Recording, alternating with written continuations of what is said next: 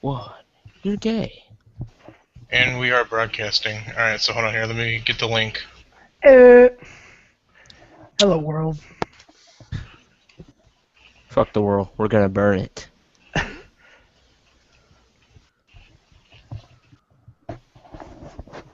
gonna go in here to Creator Studio. Stop We're not moving. Whoever the hell that is. Eric, That ain't me. lame then.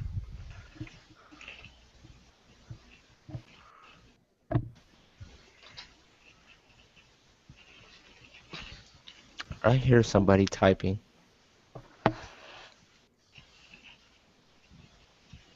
Okie dokie, and here we go.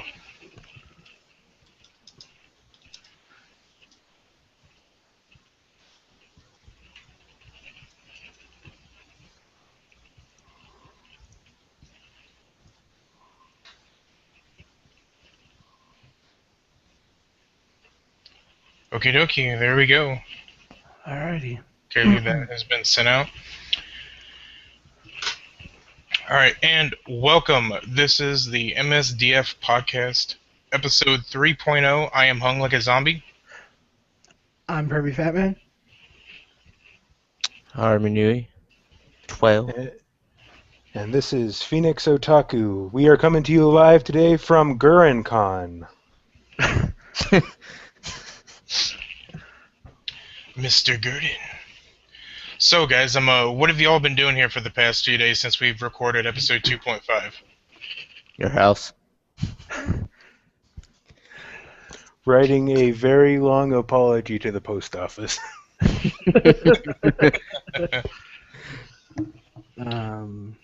Been crashed at your place. Finished Engine Sentai Go Onger. Started Kaizoku Sentai Go Kaiger, and catching up with all my anime.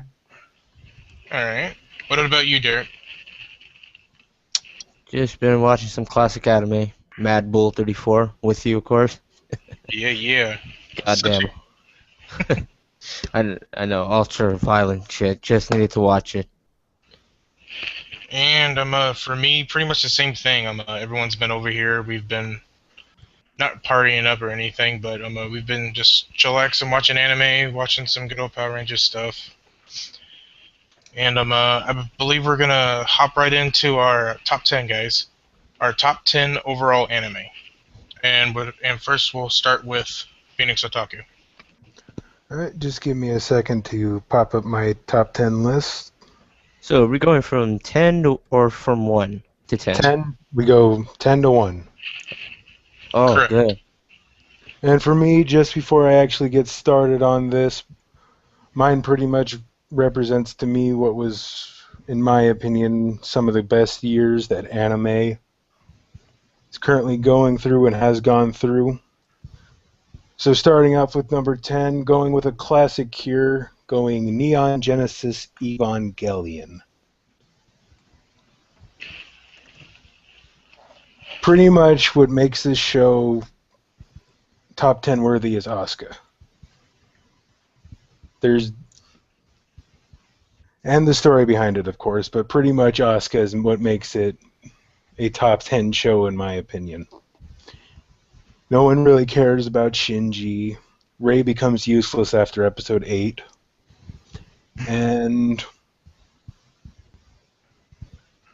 But overall, it was just actually a pretty good show. So that's my number 10. On to Zombie. Okay, and with my number 10, this was an anime I believe that came out, I think, 2 years ago. And it's kind of like it's sort of like a remake. And my number 10 is Unshi Senken Yamato 2199, or Star Blazers 2199, or Space Battleship Yamato 2199. This I believe was done by Zebik, I think, the animation company. Overall, though, what do you call it? I think it's probably one of the best space dramas I've watched in anime, and it's very Star Wars-ish, and what else do you call it? Great animation, excellent story, great characters. It really is a excellent show. One of the few shows where I actually cried more than like 3 times, and it's just overall a really great show. And that would be my number 10, and we're gonna move on here to Derek or Harmony Nui. All right, my number 10 is Right Back, because I just loved how they did the whole mech bike thing. I was like, wow, that is amazing.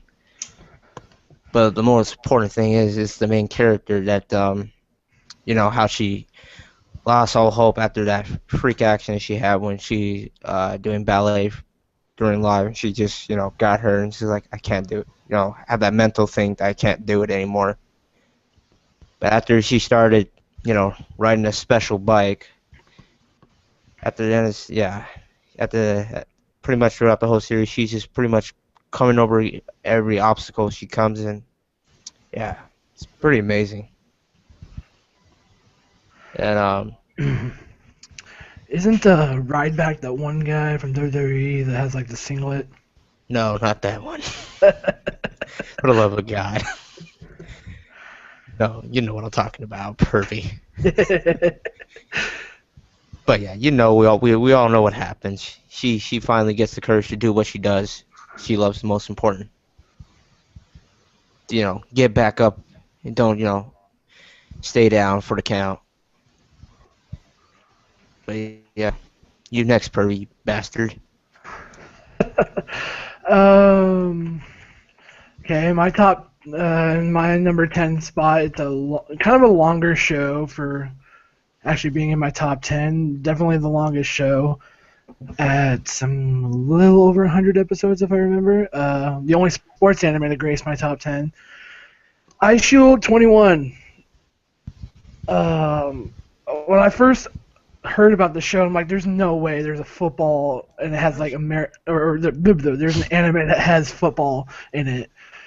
I have found it kind of hard to believe, and when I started watching it, I was like, wow, it's got a good story, the characters are good, the football play in the actual anime is really good, and it teaches you really well about the sport itself. And it kind of brought to light to me on how popular American football actually is over in Japan, surprisingly. And just all the combination of stuff brings in 100+ episodes of like just a great story, constant battles between two teams on American football field, and that is why Ice Shield is my number 10. And with my number 9, going with a bit of a recent show, going with the first season of this, and my number 9 is Date Alive.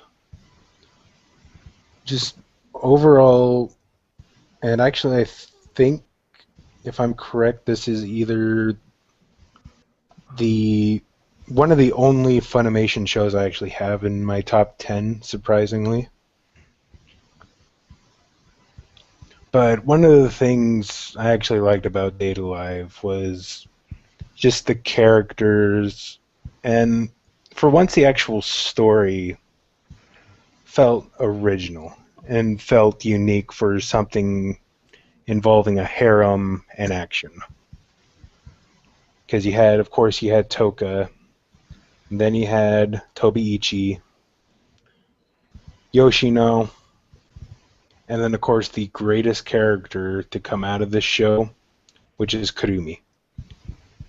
And then finally at the end you have the whole scene, the whole arc between Shido and Kotori, which just sealed the bow on that season and what really pushed it into my number 9. So my number 9 is Data Life on a zombie. And my number 9 is also a recent show from last season. Can you guys take a guess at what it is? Mm.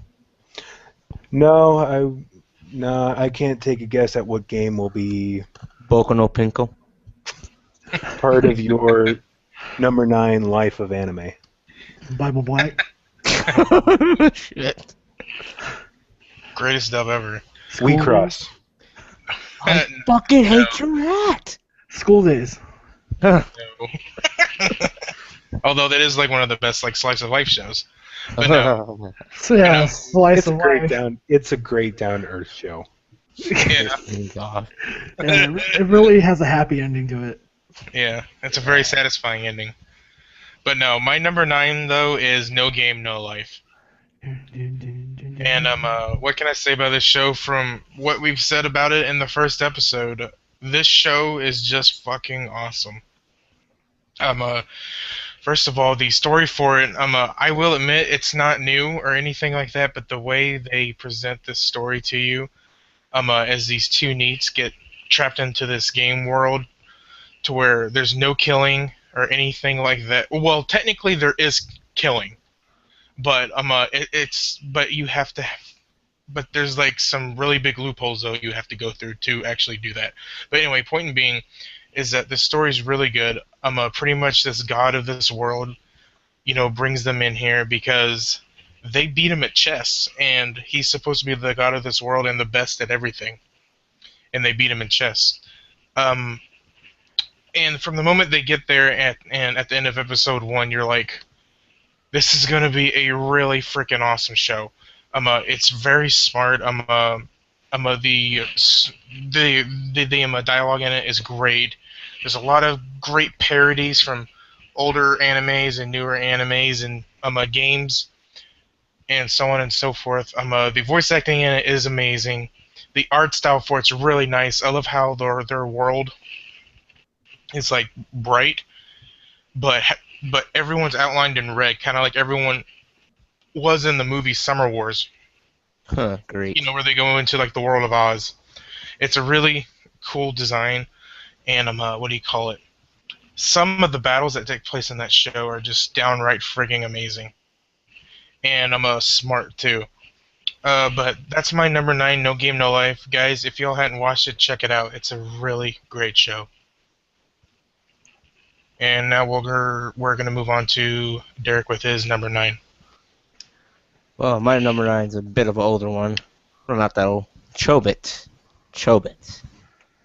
When I started watching this show, I was like, wow, this is, of course it's great, but when I kept watching even a little more, it kind of gets like emotional a little bit. Of course, when I got to the last episode, I was like bawling my eyes out at that part, because that was the most saddest thing that ever almost happened. Like, can a machine and a regular person be in love? Boundaries, man, boundaries. I swear to God. But yeah, it was a great show, and I like how the Persicoms are your own personal computers and shit. I'm like, that'd be cool to have one. Of course, you got some creeps in there like I'm gonna have my own little porno session with them. It's that one episode, then But yeah, I'll be smart to build a switch somewhere else and not in a very obvious place. The turn on switch. Yeah, it's located in the nether regions of the women. Yeah, what? I wouldn't want to imagine what the guy's switch is. It's like the prostate gland. Still, man, if somebody just saw you walk in, like, this is not what you think. So, like, why are you trying to turn this guy on for? And why is your finger up his butt? Oh, well, the oil's leaking. But yeah, Chobits is a very, I wouldn't like. It's somewhat like, a little bit of slice of life, I should say. Because the dude, he's just working, asked and to get in college, since he's really bad. But he's that type of person that's willing to do anything for the people he cares for. just downright, you know, the dude, the boss. That's why I like Chobits. My number 9. And off to the perverted bastard right next to me. My number 9. Specifically, I remember waking up every morning before I go to school, Checking off. before I went to school to say. Remember, it's one of the two things I used to watch every morning. One of those always being Digimon, the other being this anime, Zoids New Century Zero. This personally is my favorite Zoids show. This couldn't have gotten any better. You had Bit Cloud, Brad, Lena, the Professor, Jamie, Harry Champ, the man destined to be king, who was my favorite character. Played by Brad Swale. Hi, Brad. This show was what drew me into Zoids. And granted, a lot of the other shows after this were not as good. This show still takes the cake for me when it comes to Zoids. The giant mech battles, Liger Zero, and its multiple armaments. Even like the fact that it's piloting kind of a beast type mech to fight one another in like a tournament style kind of thing. I found that to be absolutely the coolest thing ever when I was a kid. Kind of probably why I like G Gundam, but anyway, on to a different thing. Different. But yeah, it's just all the characters were so interesting, and especially Jamie after learning about his father and everything too, and the way Bit and Liger interact with one another, like Bit's actually talking to like another human, and Liger actually being one of the few Zoids that had a personality, like legitimately. A black box. Organoid. Then and I can't really say much more. That's why this makes my number 9. Zoids New Century Zero. So anyway, on to my number 8. And this is a show that Matey asks a lot of just random questions. First one being, what's the correct way to eat a chocolate cornet? My number 8 is Lucky Star. The answer to that is to break off the bottom and then dip it in the top. You mean stick it up your asshole? So, anyway, the Slice of Life show involving a cast of 4 completely different types of women. And for the longest time after this show released, we gave us the queen of the otakus until Watamote came out, giving us Konata. You have, at one time, the queen of the Moe, Miyuki. And then, of course, you have the twins, Kagami and I love twins. Tsukasa. This show was just overall amazing. Great comedy, great voice cast, especially with the dub. Just the one thing, the only flaw was actually that first episode, because that is the least Lucky Star-ish episode, especially after you've watched it for like the 20th time. But just the random adventures they'd get into, and then closer to the end when they actually started introducing more characters like Minami and Konata's cousin and their underclassmen. Don't forget the shopkeeper guy. Oh yeah, shopkeeper guy and legendary girl A. But near the end, you start adding more Yuri elements into the show. Overall, though, this is just one of those great slice of life shows that will never get old to me, especially when watching it in dub, hearing Wendy Lee voice Konata, and just all the advertisements for Haruhi that this show became in the second half. So my number 8 is Lucky Star. All right. And my number 8 is AKB 0048. And for most of y'all who don't know what this is, it's a idol anime that takes place in space, made by the guy that made Macross. It's such a good show. It's a phenomenal show, and it's my favorite idol anime. Where do I start with this show? Blasphemy. Great art. Great art, good animation. Might I add that all the songs in this show are pretty much great as well. There's not one okay-ish or bad song in this entire show. The voice acting is pretty good.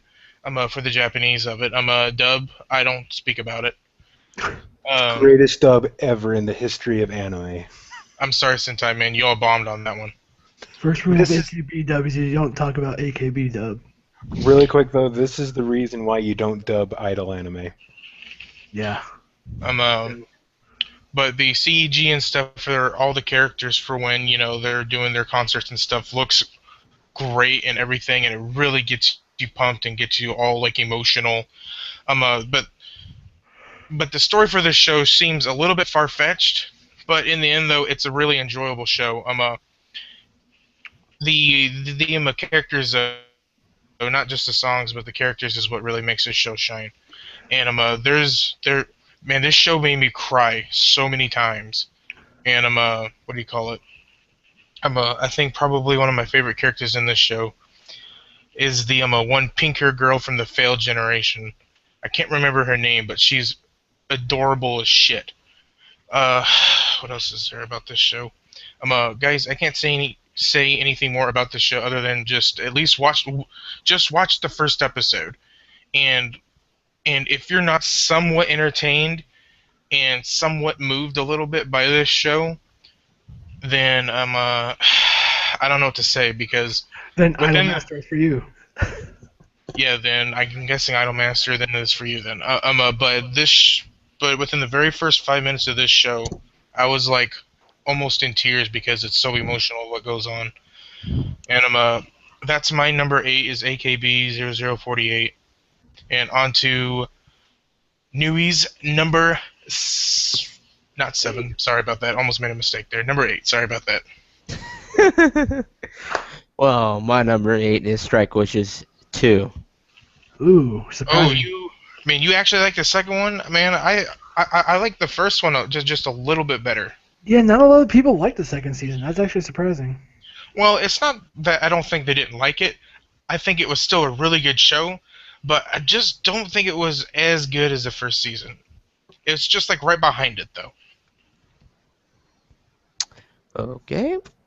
Well, the reason why I like it because there was like, a bit of dramatic take on it still. That some things that were in the first season. But I would pay to see the panty stealing segment over and over and over again. Or use your own buttocks to kill the neuroid in one shot. Yes, the ladybug. That was the best. That was the best episode. Just damn straight best. But yeah, I just like how Barkley and that one chick had that little fucking competition problem. Barkhorn and Erica? No. It's the one chick from Star Africa or some shit. It's been a while since I've seen this shit. Gosh. It's been Sabaku Jesus. Yeah, it's been quite some time. Yeah. Yeah, when they got shitty internet and no fucking HDMI. Fuck you, New Mexico. Yes, fuck you, New Mexico. And that's a story for another day. Yeah. But yeah, the how the way again, if anime, I base anime on how well the ending goes, and the ending bought it. Yeah, it didn't flop. It got my attention. I'm like, wow, I just hope there's more. This is awesome. Can I ask you a question? Yes. Who were your top 3 favorite characters in this show? Top 3. Because I'm pretty sure I can name off mine. I'm pretty fast. Whatever blonde girls were in the show.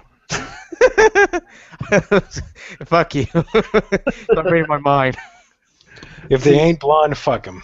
Erica's sister, and then like the one other blonde girl. Oh, she wasn't really, you know, the one chick wasn't really in there. Barkley's. Kareen. I can keep going. But you know what?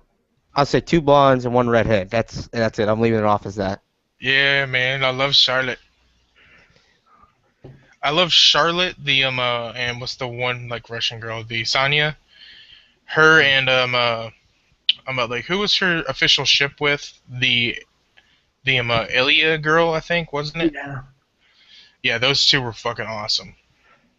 And so was Charlotte. Anyway, sorry about that, Derek. Well, you guys kind of like spoke most of it out without me, but yeah, that's yeah. After the first season, first Strike Witches, I'm like, okay, let's watch 2 right afterwards, and I just marathoned. And it was like, this is awesome. Cause come on, lasers, girls flying up with freaking just underwear and panties. I mean, this couldn't get any fucking better. Oh yes, the big fucking guns included. I was like, this is like the dream, you know, the one dream we all want to come true. But yeah, I'll just end it right here. My number 8 was Strike Witches 2. All right. My number 8. It's the only movie to grace my list at my top 10. Summer Wars. Yes, this movie's fucking amazing. That was a good movie. This movie personally is one of my favorite anime movies of like all time. This blows away any Ghibli movie. It's hard to say that, but it does. This movie is so good. The story of it's good. You know, about about Love Machine crashing pretty much what is known as for the internet, and taking it over, causing everyone and everything to go haywire, and then one kid getting blamed for it, but then he builds a team, they fight back, and it turns into whatever the game was called. I forget what it's called. But Poker. it's like Mahjong or something. But Gambling. then Oh, you mean Quick Koi? Yeah, quickly. But and then you like, this is the one movie that it gets me every time. There's a death in this movie, and it was so unexpected the first time I had saw this, and you know, bit of a spoiler, it's the grandma character. I was so unexpected for that to happen. And she was a badass in this movie. This was legitimately the first time this movie made me feel sad as hell. Like, it hurt to kind of watch beyond that because it was such a sad scene. But from there on, it builds to like this epic final battle and just turns into just this cool ending, which makes all happy ending. You know, and the voice cast is great. It's got like every known English dub voice actor in it almost. And this is probably like one of the best dubs I think Funimation has ever done. And I mean, what more can I say? This is why it's made my top 10. Summer Wars is number 8. So number 7 for me. Thankfully, first season of this gets released September 2nd, and I already know, a lot of you know what this is now, just based off of that. But my number 7, Love Live School Idol Project Season 1. Woo-hoo. Every single episode in that was phenomenal, including the final 2 where Honoka just enters my unfavorable list for about an episode and a half. But it starts off, we have Honoka finding out that the school's going to be shut down if they don't get enough students enrolled next year. She passes out, wakes up thinking it was just a dream. Well, and goes on from there. So now she decided after seeing A-Rise, school idols, this is how we'll do it. So she gets her friends Umi-faced Sonata, and Katori Minami, Best girl. Also known as Alpaca Queen. the alpaca queen. They shall marry and make alpaca babies. Wait a minute, man. Did you say Umi or Katori? Katori. Yes, Katori's best girl. Akiba maid. And in the first episode, we get introduced to the music of what is soon to be called Muse, with Maki, which is best girl, singing Aishiru Banzai solo, and just hearing that alone is what made her the best for me. So anyway, the further the show gets, the more members actually join. And the music for the show is just phenomenal. The first insert song from the first episode, Susumi Tomorrow, and then their first performance of Start Dash, all the way up to Wonder Zone, No Brown Girl, and then the entire Muse doing their version of Start Dash, and even A-Rise. But this show, the characters, each one of them is lovable in their own way until certain parts. But even after that, when they make up, you can't help but love them.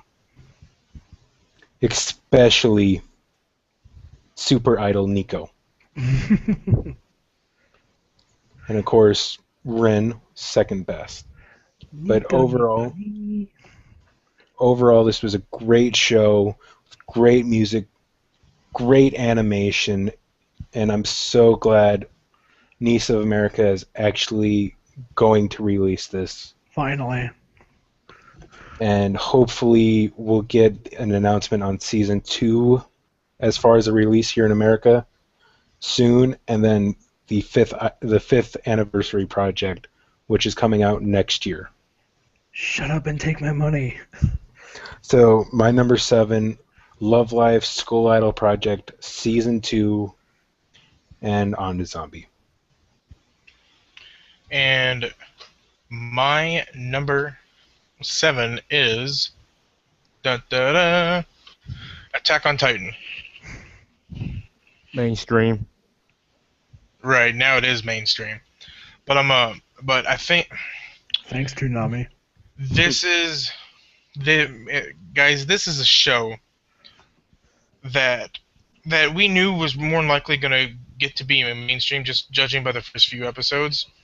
But this is the first mainstream show, in my opinion, to where I think it has deserved all of this hype, and it's deserved to be like one of the most popular animes right now. It is just phenomenal. The art animation in this is downright gorgeous. Except for when they're trying to save money and there's like a million stills. But anyway, story in this is great. You know, there's still debate, I think, if this is like the beginning of the world or if it's like the apocalypse had happened, you know, and we're trying to rebuild from it. But there's a cue in the show that lets you kind of have a hint that like the world's already ended and they're trying to rebuild. So that's pretty much what's happened. And over these past like 100 years or so, man, these walls have been built. You know, these 50-meter walls were to keep these man-eating titans out, which pretty much look like giant-ass humans, so on and so forth. And it's such a great story, and the characters in it are really, really good. And I almost only want to explain this show and just tell people just to go watch this show. That's how much I'm Watch the first OP. That's enough reason to watch the show. Yes, it is. Like just watch the first OP, and after you hear it, you're all like, okay, fine, I'll watch the show now. To be clear, finish listening to the LiveCast and then do all that. Yeah. Yes, exactly.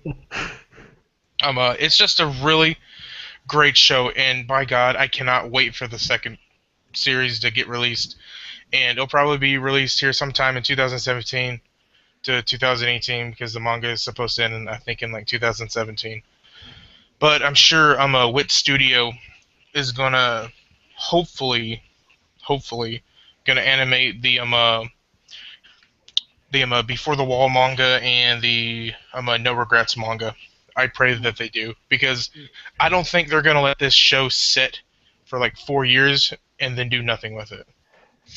So anyway, guys, my number 7 is They've got like they've got a million spin-offs for this show. They could even like do an animated version of Attack on Titan Junior High if they wanted to.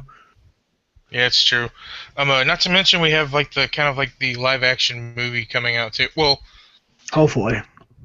Yeah, it's sort of like live action-ish. It's mainly pretty much like how like I think like 300 was done.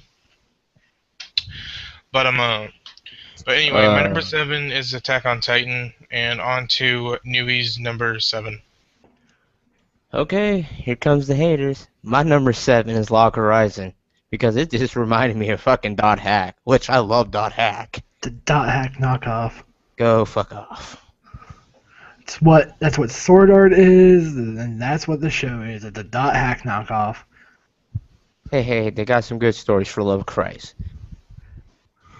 But yeah, Log Horizon it is a Dot Hack knockoff, but how the way the story goes is with this one character named, I believe it was Cheryl. It's been a while since I watched it, since, how the way it ended, I'm like, there better be a fucking second season. But yeah, this guy is known for being in this particular group that were really an official group to everybody. They were just, like a somewhat of a ghost, but they were there. And he completed all these impossible challenges that nobody could, which is awesome. He's truly the mastermind beyond everything where shit needs to get done. You don't fuck with a guy with glasses on. I don't care what anybody says. That is the scariest thing. When they got glasses, evil. I was gonna say, like, can I hit him in the face? You don't hit the guy with the glasses. Yeah, man, you don't hit the guy with the glasses. You have to wait. You have to wait till he takes them off, then you can hit him. Nice one. But yeah, how the things going in the show? It's very different from Dot Hat, of course. But one of the episodes is where one of the people of the land want to become a hero, like the heroes in there.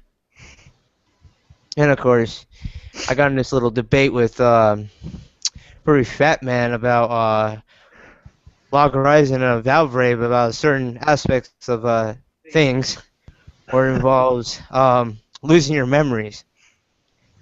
Of course, I pointed out that one leads to death and the other just leads you to, oh, I can't fucking remember. But keep playing. But yeah, one of the land of the people eventually becomes a hero, but I don't know how that will affect him coming back to the real world with them. I don't know if they're gonna pull some Tron legacy shit here, but I actually loved it. I actually love how the show is, and gotta watch out for Krusty. So you're saying he couldn't become a part-timer, so he became a hero? Fucking watched that too today. But yeah, my number 7's Log Horizon. Off to the fucking bastard. Okay, my number 7. Dang. Gosh, I had what I was gonna do and I lost it. Your sanity? But yeah, I was actually about to sing the OP of this show, but my number 7 is Desert Punk. This show, the first time I heard about this show, I had no idea what to think about it, and then eventually watched it in dub. Shout out to Eric Vale and everybody who worked on this show. This show in dub is fantastic. It's hilarious. I think Greg Ayers is in here somewhere too. Justin Cook is in here somewhere. Lucy Christian is in here. It's just like such a classic dub. It's a cult hit. It's one of definitely the most underrated anime series. A lot of people don't know about it anymore, unfortunately. The show it takes place in like kind of a post-apocalyptic world, and the only way you can survive is by either having a lot of water or somehow keeping cool in a certain type of way. And Desert Punk Tsunebozu, he does that. He has this cool little helmet that has like a whole bunch of fans in it and keeps him cool and everything while he's out bounty hunting, and that's his job, even though he's not very good at it because he gets distracted by grass, ass, and everything else. Hey, this is what they call it, the Great Kanto Desert.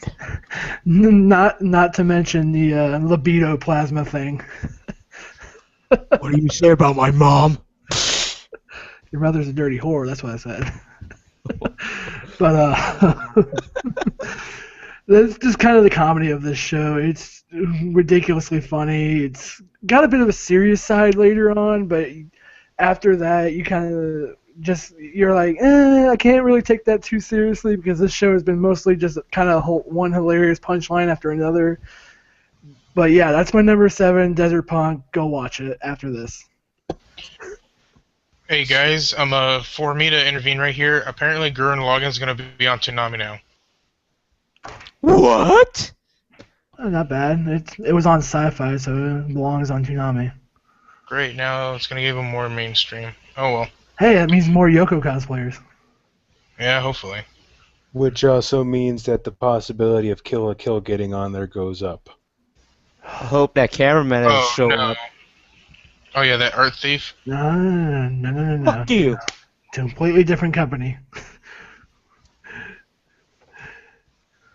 Actually, So, who has the rights to Gurren Lagann now? But anyway. Aniplex does. Go figure. Aniplex. But moving on. So anyway, on to my number 6. This, I know Zombie would probably heavily disagree with me on this one, but my number 6 is Azumanga Daioh. Another great school slice of life show. Just what else can you say about a show that features a 10-year-old in a class of idiots? A 10-year-old prodigy in a class of idiots. And yes, I'm talking about Azumanga Daioh, and I'm not Panty Pony Dash. But once again, you have different types of characters, including you have Osaka, Tomo,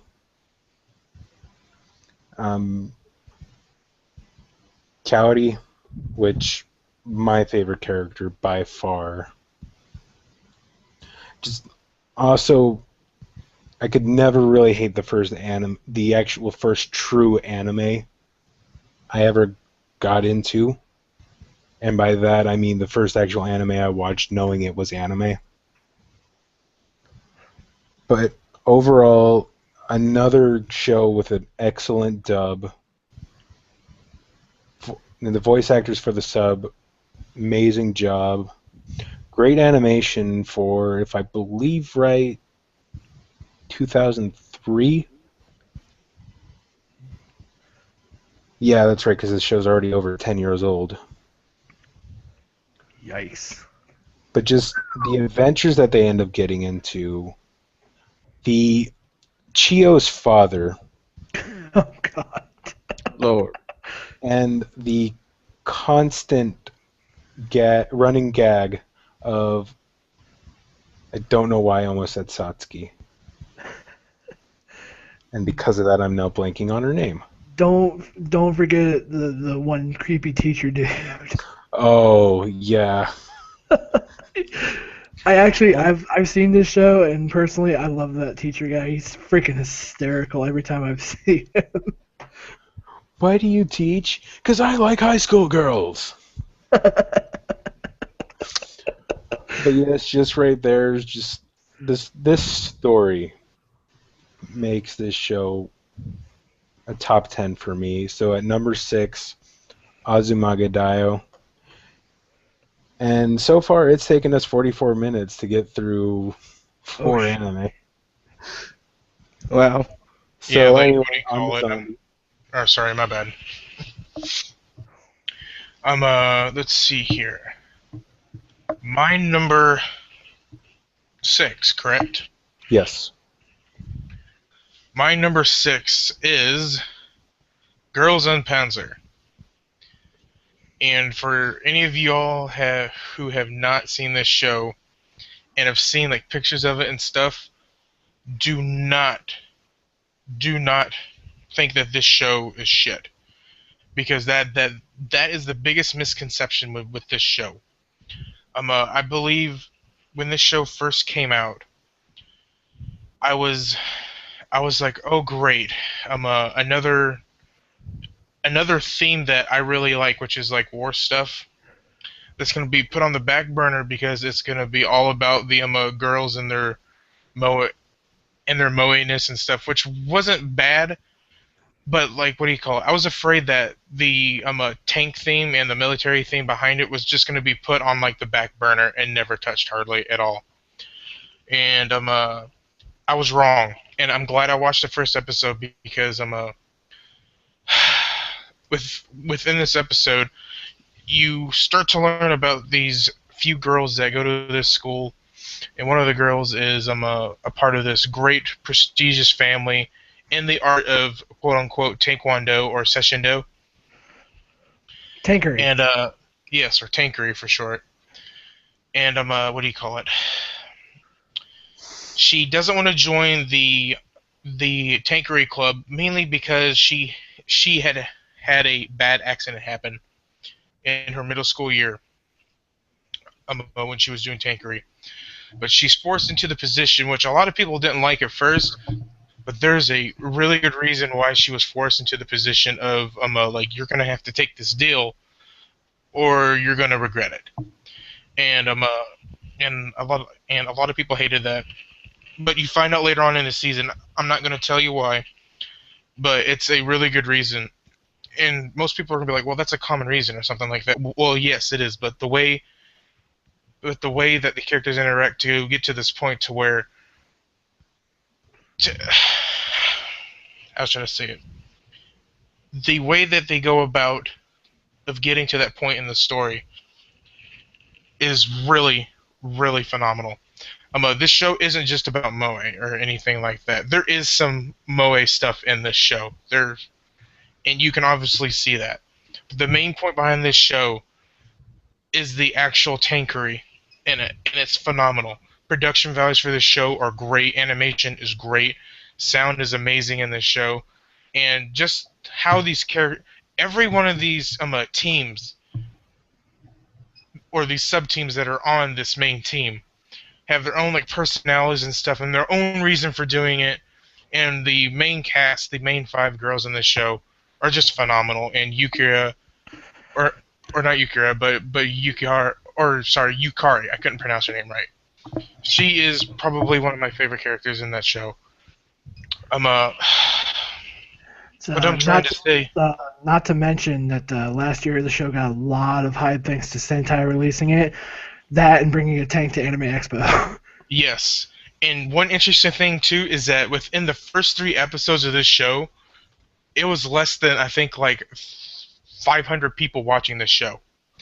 And then once it finally got on, actually, like, online to where, like, it was being spread around and everything, by episode, I think, like, 5, it had over, like, 4,000 to 5,000 people watching it. At least according to mouse standards. And like, it jumped that much, guys. No joke. This show is no joke. It's a really, really great show. I'm gonna check it out, and I guarantee you'll be at least entertained by it. Because I've shown this to non-anime viewers, and they've still been entertained by it. So anyway, that's my number 6, is Girls in Panzer. On to Newey's number 6. My number 6 is, of course, Dot Hack Sign. That's where it all started, people. That was the first time when people got sucked in games like that. Well, one particular person, then off the next, like near the end of the series. But that's where we take our journey with Tsukasa. I believe that's the name. Fuck, it's been forever. But yeah, ever since I started watching .xi, it's been, different ever since. Of course, I let off to play the fucking video games, which cost me a fortune. Dear God. But yeah, it takes off with Tsukasa getting pretty much sucked into the goddamn world of, well, yeah, the world. The world, though. Yes, the world. And must find out why I'm in here and how to log off. Which, of course, everybody's like, hey, you're just always on here. You have nothing to do, don't you? Like a shut-in would. Don't realize till, like, random events happen. Like, there's areas that they enter that shouldn't be able to enter. Like, far out reaches, like, the background. Like, how are we able to reach this? This is impossible. It's only a background. We should be dead. But that's when they discover the world is more than what it seems to be. Which I was like, wow, this is, this is like, it kind of does make me remind me of a little bit of the Matrix, but this little part's not the whole premise of the Matrix, but just reminds you of it. Whoa. Take the red pill, go down the rabbit hole. Take the blue pill, go back to reality. Whoa. That's probably what happened. Some fucking food's like, here, you want this blue one or the red one? Wake up, what the fuck? I know you can't log out. Like, I'm here. Yeah. And the fact that you can feel pain, get killed, and get revived, that's pretty like, wow, that can really fuck you up in the long run if you think about it. You're not, try to get used to this shit. But yeah. Yeah, I gotta get props out for Sora, aka Haseo. That son of a bitch. I couldn't believe it. Favorite fucking character. Little kid. Just try to get everybody's emails because he's like, I like the hot chicks. I'm just a little fucking kid. I can get your number. It's a pimp. I swear to God. I know all of you watch it. Probably some of you like, what the hell's .hack? But yeah, trust me. Give it a try. You'll understand where shit happens. That will be my number 6. .hack sign. Okay. No. My number 6. It's a show that is currently airing on Toonami, but I implore you, do not watch it on Toonami because it is censored. Ow. The only way to watch this show is if you actually purchase the show and watch it in like your home or where or on your computer or wherever. Black Lagoon. Yeah. More importantly, the first barrage, I guess it's called. First season, it's the foundation of what became such a violent and kick-ass anime. The story is of really good. Rokuro Kajima, your atypical Japanese businessman, also played by Brad Swale. Hi again, Brad. He is kidnapped from a boat that he's on by 2 pirates named Revy and Dutch. And eventually he, I guess, develops Stockholm Syndrome and becomes, acquainted with them and starts trying to become one of them. It just leads to just so many different action sequences. Of course, one of mine being dropping a torpedo onto a freaking helicopter, which is absolutely the most ridiculous thing I think I've still seen. Battling Nazis for like German treasure, and just fighting Roberta the maid and the robotic Terminator maid, fighting it's good enough that it got a second season, and you could see like a lot of the story development between all the characters too, and that's what made the show really good, because you see, at first, no one gets along with Rock, and then eventually him and Dutch start getting along, and eventually at some angle Revy and Revy and Rock get along somehow. They introduce you to the Rip-Off Church, and with Ada, there's a big point with her there. Just Bow and his like the yellow flag bar that gets blown up like each and every night thanks to the Black Lagoon Company. And I mean, the voice acting is amazing in dub. It's the best, one of my favorite dubs in quite some time. Still, yeah, it's worth the watch. And like I said, it's not worth watching on Toonami. It's censored. Buy the DVD, buy the Blu-ray, what have you. First Barrage, Second Barrage, Roberto's Blood Trail. It's all worth watching. You'll be so impressed by the end of it. It'll be ridiculous.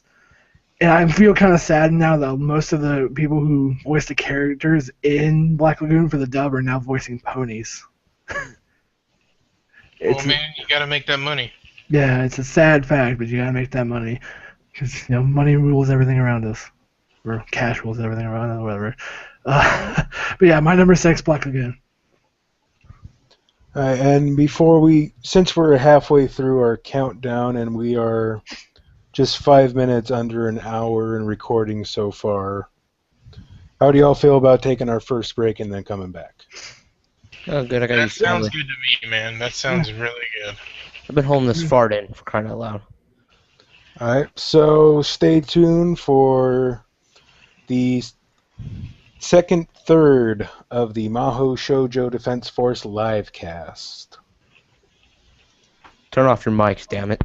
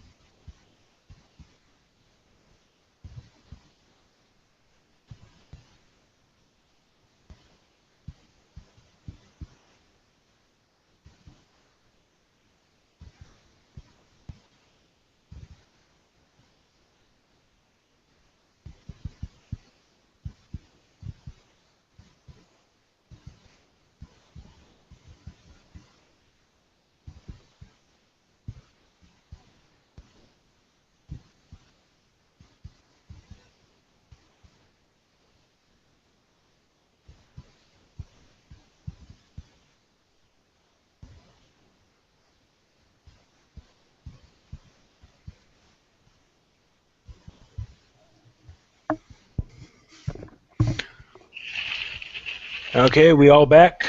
Yes, we are. back. Just to join my Okay. team, okay? Welcome back to the Maho Shoujo Defense Force LiveCast.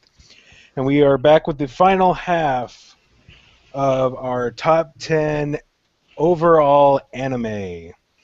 And with me, this number 5, before a certain anime came out last year, this was my favorite anime from 2013. My number 5 is Oreshura. I applaud you to that. Yes.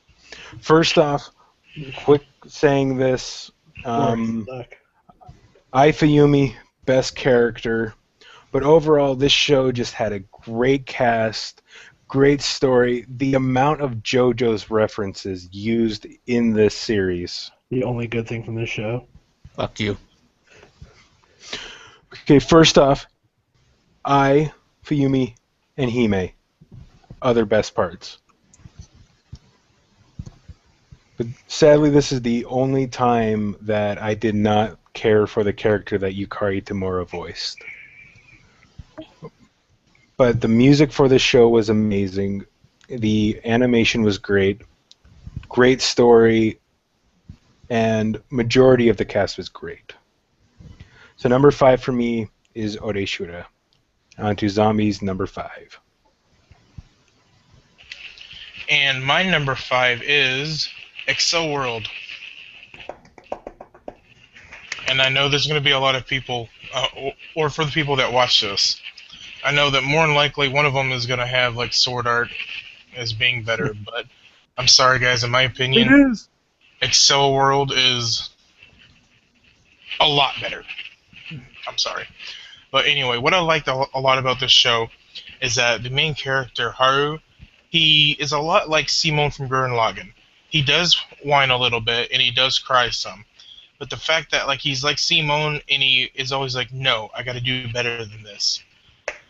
Man, I got to step up my game and take care of business, in which most of the time he does. But I liked about him a lot, and not to mention the best character in this show by far is Kuroyuki Hime. She is a godsend to anime, and I mean that by she is frigging badass. She is respectable, and she is the girl that you want. I thought Not the to mention, Red King was best girl. huh? Red Thought the King, no. Red King was best girl. No. But but this show has great art, great animation, a wonderful story, and a great ending, and probably one of the and probably a villain that you'll probably want to punch your wall for later on in the show. But that just means that he's a good villain. Anyway, my number 5, Excel World, and on to Newey's number 5. My number 5 is Black Bullet. That was the first time I ever saw lollies with superpowers. Well, not superpowers. Great but you show, get what great I'm show. saying. Yes. And my favorite girl is, of course, Tina Sprout. The blonde. One of the blondes. I'm going to leave it off that because the other one died. That pissed me off and made me sad and cry. Welcome to my world. Yes. I'm trying not to cry right now. Fuck her. But yeah, how Black Bullet goes off is the Gester virus and stuff, which it leads off with just too many opens. Of course, since it's been rushed. Yeah, But man, I other will than agree. that, It is rushed pretty bad. But that doesn't Yeah, mean that it's bad, though. Like, it's still a really good show. yes, it is. I mean, the fighting styles in there are cool, including the last guy who sacrificed himself, which I was like, holy shit, what the fuck? But I'm gonna end off like this. Black Bullet, number 5. Next. Okay, moves on to my Not number you. 5. But my number 5, a lot of people don't know about the show. Sket Dance. Sket Dance. This show, as it was called actually in the show from the dumb Gintama characters, it's the poor man's Gintama. which I call bullshit because this show is a lot better than Gintama. This show is 70 episodes of amazing. Bassoon, Himiko, and Switch are the best characters in this show by far. Later on in the show, you get each of their backstories. Switch is being possibly the saddest backstory I think I've seen in kind of like almost a slice of life anime, kind of like a comedy anime per se. But this is like it's just like a group of 3 kids helping out their local like school members, and even outside of school doing stuff for everybody. It's what made the show kind of fun, kind of wacky, out there. It was something refreshing in the long run of anime, and this is in my top 5 because of that reason. And I recommend it, even though it's a bit of a long series. It's 70 or so episodes. Sket Dance at number 5. And so with my number 4, this is the first time I can actually talk about this after talking about Photo Kano for the past 2 weeks. But my number 4 is Amagami SS. The fact that they actually gave every single character 4 episodes, and they actually gave a hidden path a few episodes, just what made this series amazing for me. All the characters are enjoyable, especially the class representative, because I'm forgetting her name, and Haruka Lovely Morishima. But the actual story for this show is what drives this to number 4 for me. And trying to keep these short so I can kind of go into depth with my top 2. That's all I'm going to say for Amagami SS, and on to Zombies number 4. And my number 4 is Full Metal Panic. The very first, you know what? Yeah, the very first season. For some of y'all that haven't seen Full Metal Panic, it's a fairly old show done in, I think, 2002. A really great show. It's pretty much to where the Cold War had never ended, and in the Cold War is technically still going on. But this show has an uncanny similarity to Martin's successor, Nedadesco. But it pretty much deals. This is such a strange show to explain, because there's so many different types of like genres in a way, like running around. Some people don't like it like that, but some people do. Guys, all I can really say is go check this out, especially if you like some nice action and comedy and a little bit of drama mixed together. It's one of my favorite shows, and it deserves a lot more attention than it gets. Granted that TSR, the second season for it, is better. I believe in that aspect, but there's just a special place for it in my heart since it was originally one of my top ones. Anyway, number 4, Full Metal Panic. Go check it out, and on to Newey's number 4. My number 4, it's a Fate series, Fate Zero. When I finally watched this, it was way better than Fate Stay Night. Had animation and character development and shit. It made me like, holy crap! I have a problem pronouncing the guy's name, Kiretu Emiya. There was no other. He's like, how do you say, a badass that doesn't have that title, but he's a badass. But throughout the whole series, one goal, win the Grail, of course. And this is how you get see the other side of Saber, how she feels about how he does things, compared to Fate Stay Night, which this show can be pretty fucking dark with a lot of deaths. What I meant by little kid deaths. Yeah, I really recommend this. Of course, I need to go back playing the games because I did miss a lot of stuff. It's been a while. And that was my number 4, Fate Zero. All right, and on to my number 4. My number 4 is Michiko to Hachin, or Michiko and Hachin. I seriously discovered this series like shortly, like last year actually, and I found out it came out the year beforehand. I watched this in dub. Monica Rial as Michiko is ridiculous. The show is that. The show it's from Shinichiro Watanabe. This show is about Michiko, who's the estranged mother to Hachin, who was put into an orphanage because Michiko couldn't handle parenthood at that time. But now that Michiko is out of prison per se, she wants to try to be a mother to Hachin with varying results of either bad or good, and trying to find Hachin's actual father, who turns out he's a freaking coward. But yeah, the story of the show, it'll make you laugh, it'll make you frown, it'll make you sad, it'll make you smile. It's all those things in one big fun bundle of Shinichiro Watanabe, probably one of my favorite ones beyond, Bebop and some other stuff like that. But it grazes my number 4 for a special reason. Is because personally, I can't remember what I was gonna say actually, but it's that good to get to my number 4, and I personally recommend this anime to about everybody I talk to that needs an anime to watch. It's just 22 episodes of fun. So, number 4, Michiko to Hachin. All right, and so with me on my number 3, this was until I saw my number 2.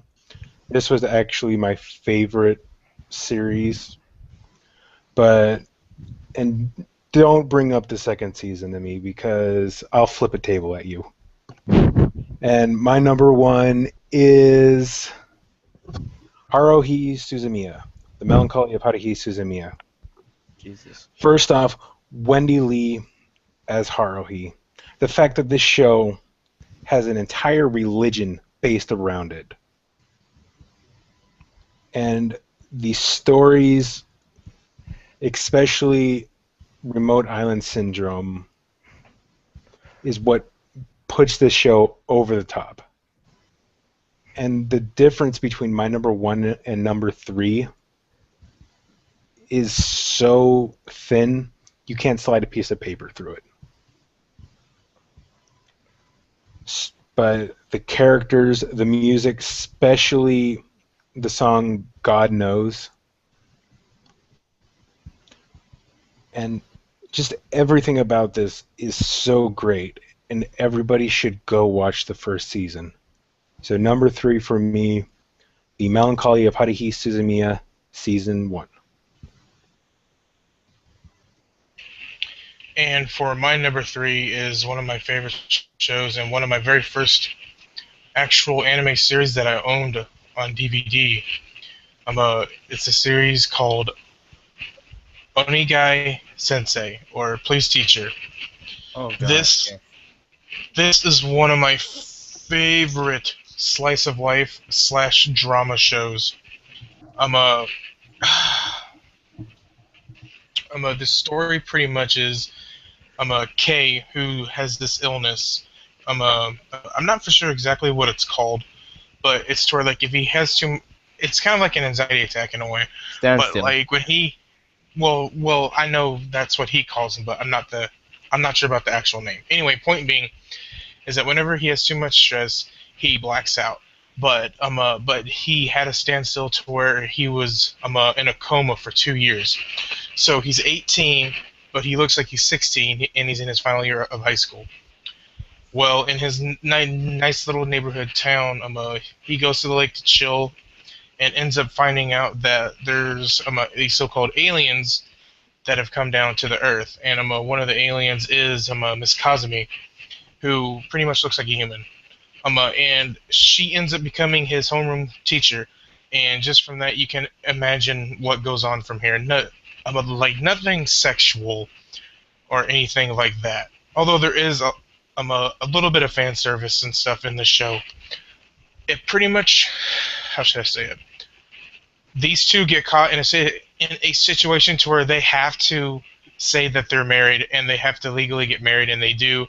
They have to try and live with one another, and it's just a roller coaster of an anime with like emotions and laughter.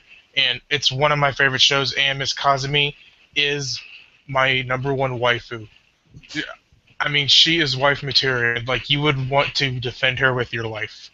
She is absolutely amazing, and the dub for this show is excellent. Absolutely excellent. Anyway, guys, go check it out. It's such a great show. My number 3 is Onegai Sensei, or Please Teacher. And on to Nui's number 3. Get ready, because this number 3 is awesome. Kill la Kill. Serious? Yeah. Yes, man. Because, man, when I saw those damn previews from, what was it, AX or some shit? God damn, I was like, I gotta watch this. This looks awesome. And damn right it was. Hell, well, we all thought that episode 3 was the last episode. Well, it seemed like the last episode. Awesome. I love how it was all played out. Because unexpected shit. And, of course, nudist beach. Nudist beach. No. DTR. But, yeah. Life fibers, people. That's all I gotta say. Life fibers. Now number 3. Kill la Kill. I really wish you had something different at number 3, because my number 3 was Kill la Kill also. You say more to me. It's the exact reason that Nui said. I mean, for crying out loud, the show. I got so hyped for the show back at Expo 2013 to say, at that trigger panel, seeing that trailer that had the Terminator in it. I mean, I got so hyped, and eventually once the show came out, 24 episodes, I think, now. Yes. If I remember, 24 episodes. 24 episodes of awesome, just high-paced action, plenty of comedy, some drama here and there, and a lot of just other things that roll into like one big Katamari Damacy ball of fun. And lots of fan service. Lots of fan services, and just everything. Trigger knocked this one out of the park. Their first original anime, and I look forward to whatever else they're gonna bring out because of this. Little Witch Academia 2. I better get my damn movie. My number 3, Kill la Kill. So anyway, I don't have a number 2. They are both number 1. Oh, Jesus. And I seriously wish you guys would have actually claimed this as your number 2, so I could have been the first to talk about this. But my number 1 and 1/2. Ramen and ramen. My second number 1. It has to be Kill la Kill. Jesus. Jesus. I did not have the luxury of actually seeing this at AX, and because of the fact that I'm actually going to be talking about Kill la Kill later on in the LiveCast, I'm going to keep this short, but the characters, the voice acting, the story, just on your seat every single Thursday night. Don't forget our goddess Nui. Yes, and Nui being the greatest character on that show, but keeping you on your seat weekend and week out, never knowing exactly what's going to come up next. Just the unpredictability of it. That is what makes Kill la Kill number 1.2 for me. And on the zombie. And my number 2 is Kill la Kill also. Oh, Jesus. Same thing pretty much. Phoenix Santaki said. I'm going to keep this short because me and him are going to be talking about it. I'm sure we're all going to be talking about it because we've seen the dub of it too. But as he said, edge of your seat, crazy off the wall action, fan service, comedy. This show has everything, and what do you call it? Um, it was one of the many reasons why I looked forward to every Thursday during the winter season. And when it ended, I went through a post depression. Post Kill la Kill depression. Yeah, post Kill la Kill depression for like a week or two because Who I was did? like, yay, it's Thursday, and then I'm like, fuck, Kill la Kill ended. I know. Who, And so- honestly, though, who There's- didn't go through it? There's still that void of, you think, it's Thursday and you try to remember if there's anything good coming out on Thursday, and your answer is no. That's why I wish a Kami Could Kill was on Thursday. Oh yeah. And so anyway, guys, that's my number 2 is Kill la Kill, and on to Newey's number 2. My number 2, which I haven't picked up at Fry's because I can fucking do it. Guilty Crown. Yes. With Guilty a twist. Yes, with the twist. Fuck you, M. Night Shyamalan. But yes, I love Guilty Crown. I mean, my God, man, I'm not gonna pretty much talk too much about it, like spoil it for you. You have to watch it. You have to watch it. I watched it in sub first because before it came out dub, but then when I watched it in dub, it felt like I missed a lot of things, and I'm like, this is brand new, and it's just entertaining again, but badass because it's in English. But yeah, and can't wait to go to convention because I'm gonna get that bitch signed as soon as possible. Fuck everybody. My number 2 is Guilty Crown. Go on, you perverted bastard right beside me. My number 2, one show that I personally loved. I still don't have an explanation as to why I love this show so much, because I would have to have like a 2-hour presentation on why I love this show. We'll run a Boku panel wa about it. Boku wa Tomodachi ga Sukunai, or Haganai for short. Yay! This show Such a good was show. something special. I remember hearing about it. I'm like, okay, it's kind of another school anime, and the art style looked really good, so I'll check this out. This show, personally, the characters, the story, even like just the comedy itself, through the first season, the second season, even a little bit of the drama in the second season, it's built so well. It feels like a legit high school anime, not like a high school anime with something tic-tacky tacked onto it, like magic fights or something. This show, I personally have gotten so into the show now that I own both seasons and the manga, and look forward to anything else of this show that's coming out. I watched this originally subbed. The dub took it to a whole nother level. Shout out to everybody who was a part of that dub, because that dub was personally my favorite Funimation dub in a long time, along with Summer Wars. I mean, each and every character in here is something special. Senna the rich girl, Yozora the childhood friend who's Best a bit girl. bitchy. The scientist Rika, the Blonde. samurai maid Yukimura, and it just goes on from there. I mean, every character has an in-depth kind of background. It's just a show about making friends with varying funny, dramatic results. Number 2, Boku wa Tomodachi Sukunai, aka Haganai. Go watch it. Oh, can I also ask you a question? Did you just take a shot at Maho Senso there? I did take a shot at Maho Senso. This is war. Alright, so on to our number 1, and for me, this just the greatest and saddest anime I've ever watched. Literally the first anime that ever actually made me cry.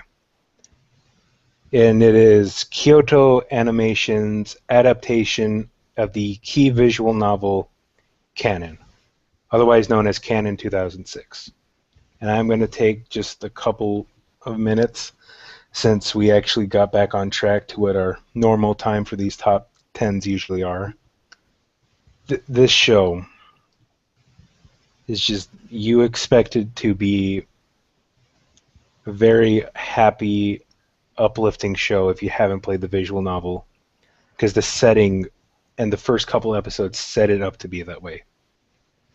But once you get to the end of Makoto's arc, you realize that that little fantasy of happiness that you have has just been thrown out the window.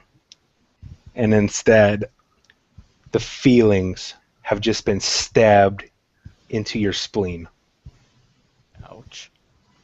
This show, the way every single arc ends, will either leave you in tears or shocked, because you never expected that to happen. And yes, the ending can be a little confusing at times, but once you actually understand it, you understand it. And just explaining the show cannot drill into your head what makes this show so amazing. Only watching it and feeling the experience that is the adaptation of the visual novel that actually changed visual novels as we know them. Only then will you understand what makes this show so great and why it should be number one. And yes, I have seen Planet, and yes, I have seen Air. None of them live up to the feelings of canon. So my true number one overall, canon 2006. On the zombie. And my number one is Tengen Toppa Gurren Lagann. And what can I say about this show? My drill is the drill that will pierce the heavens, guys. Guys, this show is absolutely fucking fantastic. If y'all haven't watched it, believe in you that believes in me that believes in yourself. don't believe in the me that believes in you. Believe in the you that believes in yourself. Guys, this show is pretty much made by the same guys that did Kill la Kill. Via before the guys that made Kill la Kill, left Gainax to form Trigger. This show is absolutely fucking fantastic. It's pretty much zany and crazy in a way like Kill la Kill, but at times it's a lot more serious.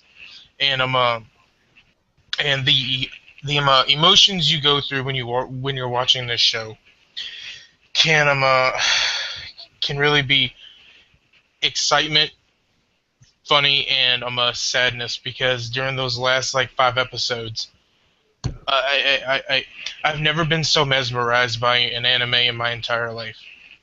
I wouldn't say it's changed my life, but it was to a point to where dude, man, I'm almost tearing up. But to where it has such a bitter, sweet, and rewarding ending. I don't want to ruin it for you, and plus I'm almost tearing up here. Anyway, guys, seriously, if you guys have ever thought about watching this show or giving it a chance, give it a chance, guys. Get to episode 6 before you decide whether you're gonna keep watching it or not. Because I think in episode like 3 or 4 or 5 or 6 or something like that, I think the animation changes a lot because the animator had gotten fired for something, and you can definitely see the quality.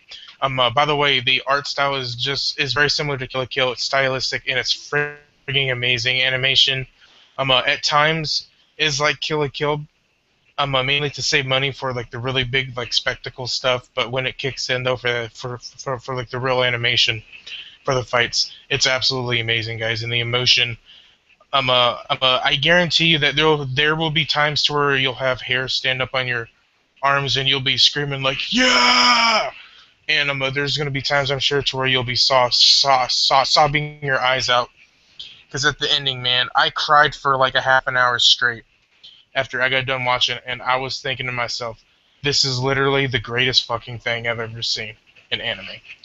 Anyway, guys, that's my number one, Tengen Toppa Gurren Lagann, and Antonui's number one. Well, my number one is here we go. Mobile Suit Gundam Age. I'm just kidding, not just kidding. It's Mobile Suit Victory Gundam. It's a 1993 release, and the reason why I like it because it actually had some very good mobile suit designs. I personally thought, which were like, wow, a little zingy here. I like this from the old class, from the classic ones. Other than that, uh, take on of the young Uso, the 13-year-old pilot of the Victory Gundam. Soon's upgrade to the second Victory or Victory 2 V2. It's a great Gundam anime. I watched it and I was like, it's caught my attention. There was little funnies in there, and now that it's like your typical Gundam show, but it actually showed different parts of it, like than that of the other shows that, well, back then that show. Now the new ones are starting to show, which I really like it. I really do recommend watching it. You'd be surprised. It's really a blast. That's my number one. Mobile Suit Victory Gundam. Or Gundam Age. Just kidding. My number one. Zombie really got me wound up talking about Gurren Lagann because this show has made me do all of that for my number one. Let me borrow a little bit of a lyric from the opening. This show was made to hit in America. Beck, Mongolian Chop Squad. Yes. This Great show. I have to thank Zombie for this personally because he's the one who showed me the show. He's the one who got me into the show. And he's the reason why I bought this show. This show, I've seen this show so many times, and each time it gets better and better and better and better. Everything in this show, the characters, the story, especially the story. It's a coming-of-age slice-of-life anime following Koyuki, just this loner kid at school who eventually, becomes one of the more popular kids, becomes a part of a band who's trying to get started up and go somewhere, who ends up falling in love. And he ends up falling in love with one girl, but then the one girl leaves, and then he falls in love with another girl, and that girl ends up falling in love with him, and just this whole coming-of-age story. The dub is amazing in this show. Greg Ayres, Eric Vale, Justin Cook, Jerry Jewell. I mean, so many other names, I can't even name them all. This show... Stephanie something that played Maho? Just threw me off there. Sorry, I was trying to help you remember. But anyway, go on. This show, like the dub of the show, Greg Ayres sings in here each and every single one of these songs. Even the slow songs hits you like home, hits you home right in the heart, and like the fast paced, the fast kind of high paced, go, like Rage Against the Machine kind of style songs, like get you fired up and get you going. This show not only is my favorite of all time, it's my favorite dub of all time. It has my favorite series of episodes of all time. Those being the Grateful Sound shows that Beck, the band in the show, eventually end up playing after breaking up for the first time and then coming back together on stage. I'm getting goosebumps just now thinking about it because it does that to me every single time. It's that good of a show. That's the reason it's my number one. This show, personally, if you haven't seen anything slice of life based, I suggest you watch this show, and hopefully it hits you as hard and as good as it did for me. Number one, Beck Mongolian Chop Squad.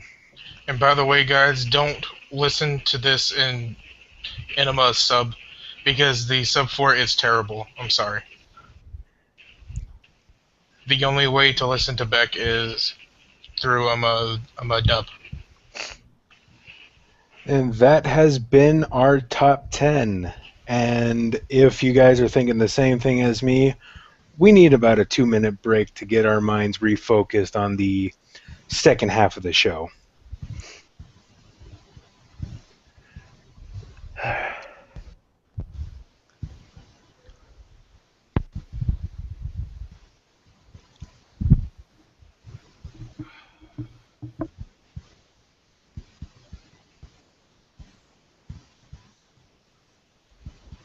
So keep it right here on the Maho Shoujo Defense Force LiveCast. We'll be back in 2 minutes.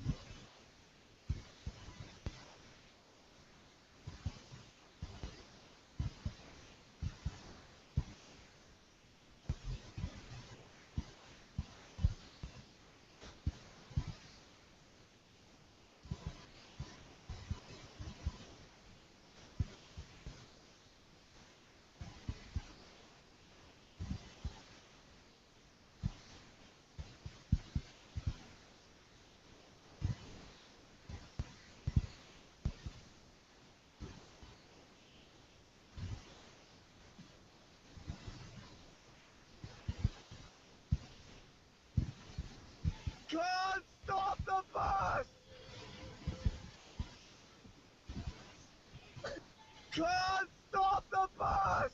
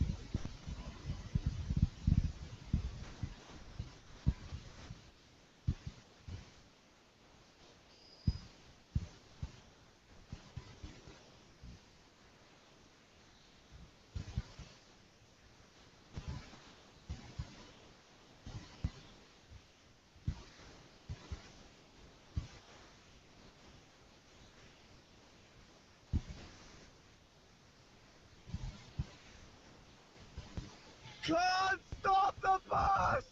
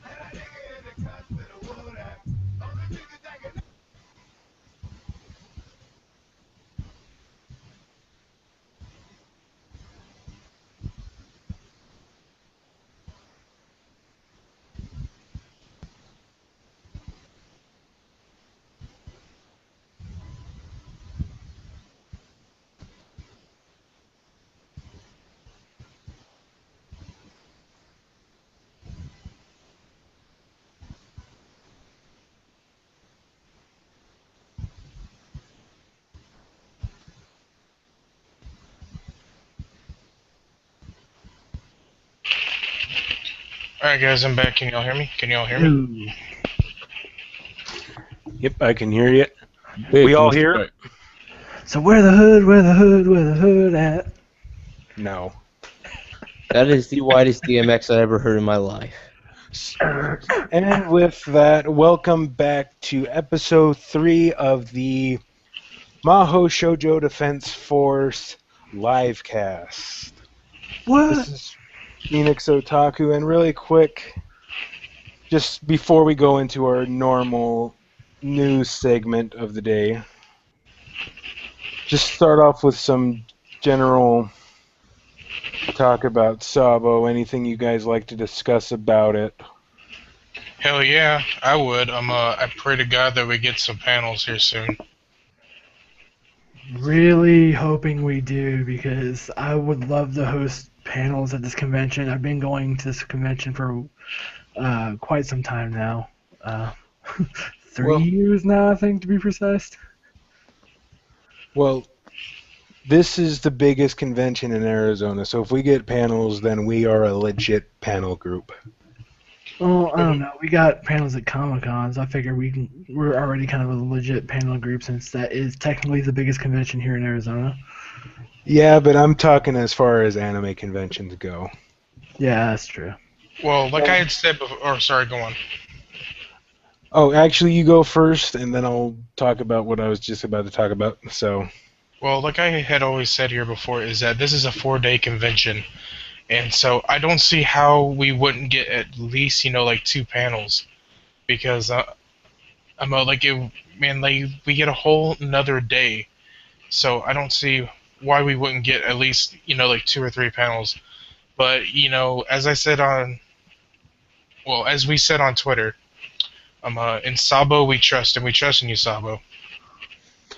with that, I figured for one of the days for Sabo, and you already know one of my ideas for cosplay, but I also have another idea.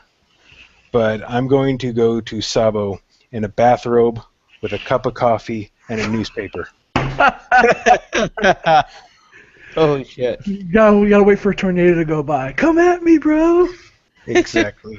If Well, anyone like- tries to start shit with me, I'll just be like, "Come at me, bro." You fuckers ain't gonna recognize me. I'll go Shinji on your ass. What? I can take on any force of nature. Just remember that from last year, that Spike Spencer panel. That was too much fun. I love. I don't know if I'm the only person who's ever asked him it, but I kind of love the fact that he didn't have too much of a response for me asking what was Shinji's favorite Linkin Park song. He's all like, "Now, why the hell should I know that?" I'm telling you, man, like he hates him with a fucking passion. Well, he always wants to make a man out of Shinji. That's why whenever you hand him anything Shinji, he'll always draw a mustache and a beard and glasses on him. Just like his father.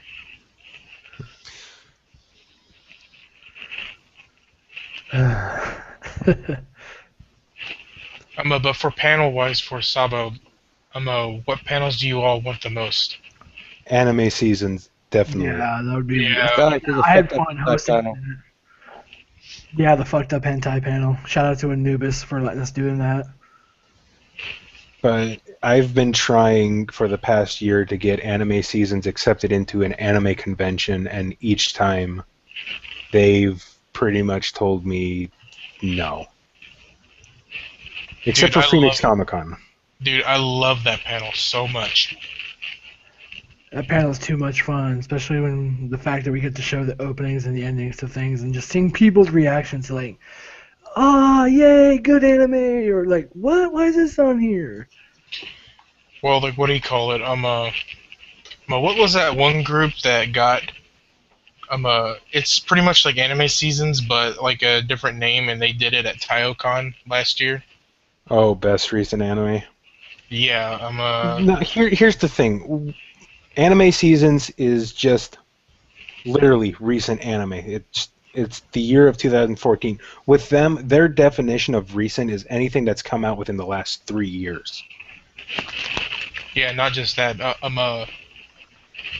They don't seem to, even if it's a decent show by our eyes, man, like we can still understand it and still appreciate it. They were always like, "Oh no, your opinion sucks" and all that other crap, and I was like, "Well, gee, I'm a way to make people not come back to your panel, dude." So anyway, I pray we get that. And I want a guy to fuck up hentai, man. Yeah, I just kind of want to see. I want to see how long it's going to take for that whole room to clear out if we get that panel. And there's gonna be a good prize too, man. Like for some of the people, man, that can, I'm gonna sit through it. School Days on DVD. Fuck you. Man, there's gonna be like school days, gonna be some like dojin. As a matter of fact, man, I have like an Asuka dojin or whatever, but like if anybody would be interested in that, I don't know. Like in one of them, I think she has like a stick ran up her, a freaking vagina. Ouch. So anyone else have anything they want to add for the Stabo? I think that's about it, at least for me, man. Other than the fact that I just want some panels, man. I love running panels. Cannot we? I actually cannot wait to kind of see the vendor room to see if it's changed from last year. Yeah, man. Vendor room last year was really disappointing. Yeah, since it's 4 days now, I'm kind of hoping it's a bit bigger this time. And I hope that one lady from Sabaku is there too, man. She had a great booth. She said she's going to be there, and then Funimation's going to be there. So this is going to be good, no matter what. And I personally can't wait to meet the guests, especially Alexis Tipton and Ian Sinclair. That's going to be too much fun to talk to both of them. Hell yeah. I'm going to be bugging Ian Sinclair all day, just calling him baby for no reason. Get this faggot ass kid away from me. Just every time he walks by, just say, "Hey, Ian, let's go to Boobies." Baby. You know, I'm kind of, if I ever, I kind of do want to ask him that to see, like, hey, yeah, where's the nearest Boobies around here? Sure, yeah, let's go to Boobies. You know, the place with the jiggly waitresses and not so hot wings. Jesus. And with that, that will lead us into our usual news of the week. Now, this week really did not have anything really exciting, so this is picking the best out of pretty much the worst. Because pretty much all the news was this week is additional characters to shows and video games coming out in Japan. But starting with the least interesting of stories, the second season for Yellow Mosaic finally has a name. Simply enough called Hello Yellow Mosaic. Now, who's actually going to end up watching this show? Not me. Not me. Not this guy. Well, I'm surprised that Nui, considering the fact that the two main characters in this show are blondes. I'm coming to watch it now. You have to watch. You have to watch the first season first. Are the bonds in there? Yes, Okay, then. It's a done deal. but I'm going to watch it solely because of the fact I want to see more of that English dub. Oh won't- yeah, because there's the one character that like speaks in English pretty much. Two of them. The two blondes speak English. That's something I've always enjoyed out of anime. Whenever someone tries to speak, in English, like a Japanese, like say you would speak in English, that's always fun to hear because it's at some points it's almost kind of shocking. You figure that they wouldn't use English in a show, but then you hear it and you're like, wow, that was actually pretty good. But this line from last year has to be, "Hello, my name is Katreta." Oh, the English. There was actually one scene like that in Rail Wars this past week too, where Comey actually spoke in English. I was like, wow, that was super good. Yeah, like her English was pretty good. And in other news, a new bundle for the first season of Haruhi was announced this week. This will be for $200. Jesus. And let me actually get the specs on this. Courtesy of Aniplex. No, it's not Aniplex, because this.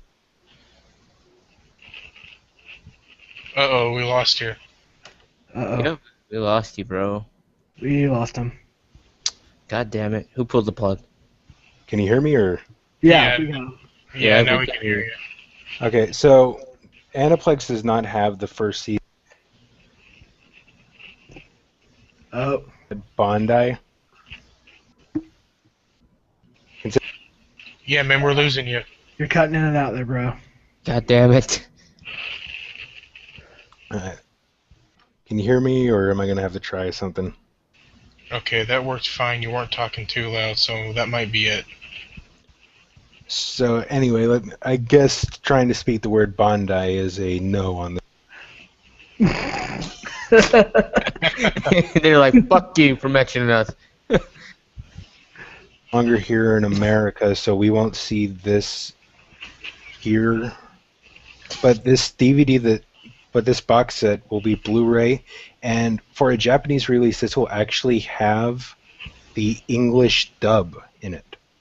Oh, wow. Interesting. It will come with 2 bonus CDs, 3 Blu-ray discs, and will cost $207. Sheesh. Was that the news? Because I found out something here with Pervy here like a few days ago. Ooh. Hang on a second. So, are you saying it's not by Bond? I mean it cut out. Wow. Cut out right as you were saying Bondi. No, I actually did that on purpose. it's like from Freakazoid. It's like the Candlejack thing. Oh. So if you say bot, So yeah, what happened to Bont? But anyway, what was this thing that you and Pervy discovered? Go on and tell him, Pervy. The high school DxD, I think manga is supposed to come bundled with like an unaired episode over in Japan. So we'll see if that actually hits here pretty fast. I think it's supposed to come out this week, right? Actually, no. It airs I think in like August or something like that. But the one thing that I was gonna say is that like I had never known about this, but for the reason of why Ava 3.0 hadn't come out here in dub yet was because apparently the animation company that made it over in Japan apparently hated the dub of it. Yeah, they hated the dub of it, and they said you need to redub it. Wow. And I didn't think the dub was that bad. I thought it was pretty good. It's because it's too much better than the sub. Yeah, probably. That or the dub itself is better than the actual movie. We'll drop a nuke again if you don't stop it. So, if I were to ask you, and this is not based on personal taste, but if I were to ask you, who do you think the most popular Tsundere character is? Who would you think it would be? Taiga, easily. Yeah, Taiga easily. Well, a new. Oh man, like was Bandai in that sentence because he cut out? Yeah. So a new poll was done in Japan for the top 20 Tsunderes. Oh, wow. The number one was Mikoto Misaka from Railgun, and God damn this Railgun fandom. other names on this are Kirino from Oremo at number 3, Maki Nishikino at number 4, She's not Tsundere. Chitoge at number 5. The Palm Top Tiger actually landed at number 7. What the fuck? Where did Louise fall? You can't Number have 8. a Tsundere. You can't have a Tsundere list without Taiga, Louise. God, who was the other one? Shauna, and then like another person, her fourth one. I forget what it was. What's funny is the 3 names you just mentioned: Shauna, Taiga, Luis. 6, 7, and 8 in that order. Jesus. Other names on this: number 9, Asuka from Evangelion. Number 10, Yori from Idolmaster at number 10. Haruhi Suzumiya at 16. She's not and- really Tsundere. Yeah, man, And- she's just a whiny brat sometimes. And What do you mean, Senna God? from Haganai at number 17. Senna is not Tsundere, damn it. Yeah, Senna's not soon. If anyone's Tsundere, it's Yozora. Yeah. Yeah, I mean, there's times made where she's a fucking cunt. And number 2 is Hitagi from the Monogatari series. So, I take it that our top 10 next week will be top 10 Tsunderes. You better believe. If we can figure out what top 10 Tsunderes there are. So anyway, what do you think of this list? Japan. I agree that Chitoge should be in the top 10. I agree that Kirino should be in the top 10. Kirino should be like top 3. Because she's like the best recent Tsundere. Take Senna out of the list and she'll come on with me tonight. I would agree. Fighting words, buddy. What happened? Try to take my waifu. Hey, This is my waifu. There are many like her, but this is mine. once you go black, you can't go back.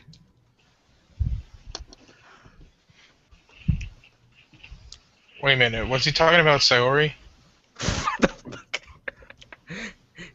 No. Moving on. Oh man, it better not have been anything about Ayase, man. I hate that bitch. Moving on. Jesus Christ. Jesus, fuck. So I would ask you Jesus who Christ. you would put at number 1, but I guess we'll find that out next week. Yeah. We'll find that out next week for sure. So that is the actual news, or lack thereof, from this week. Let me actually get a time check on this. We got an hour left in this live cast. That's pretty good. Jews.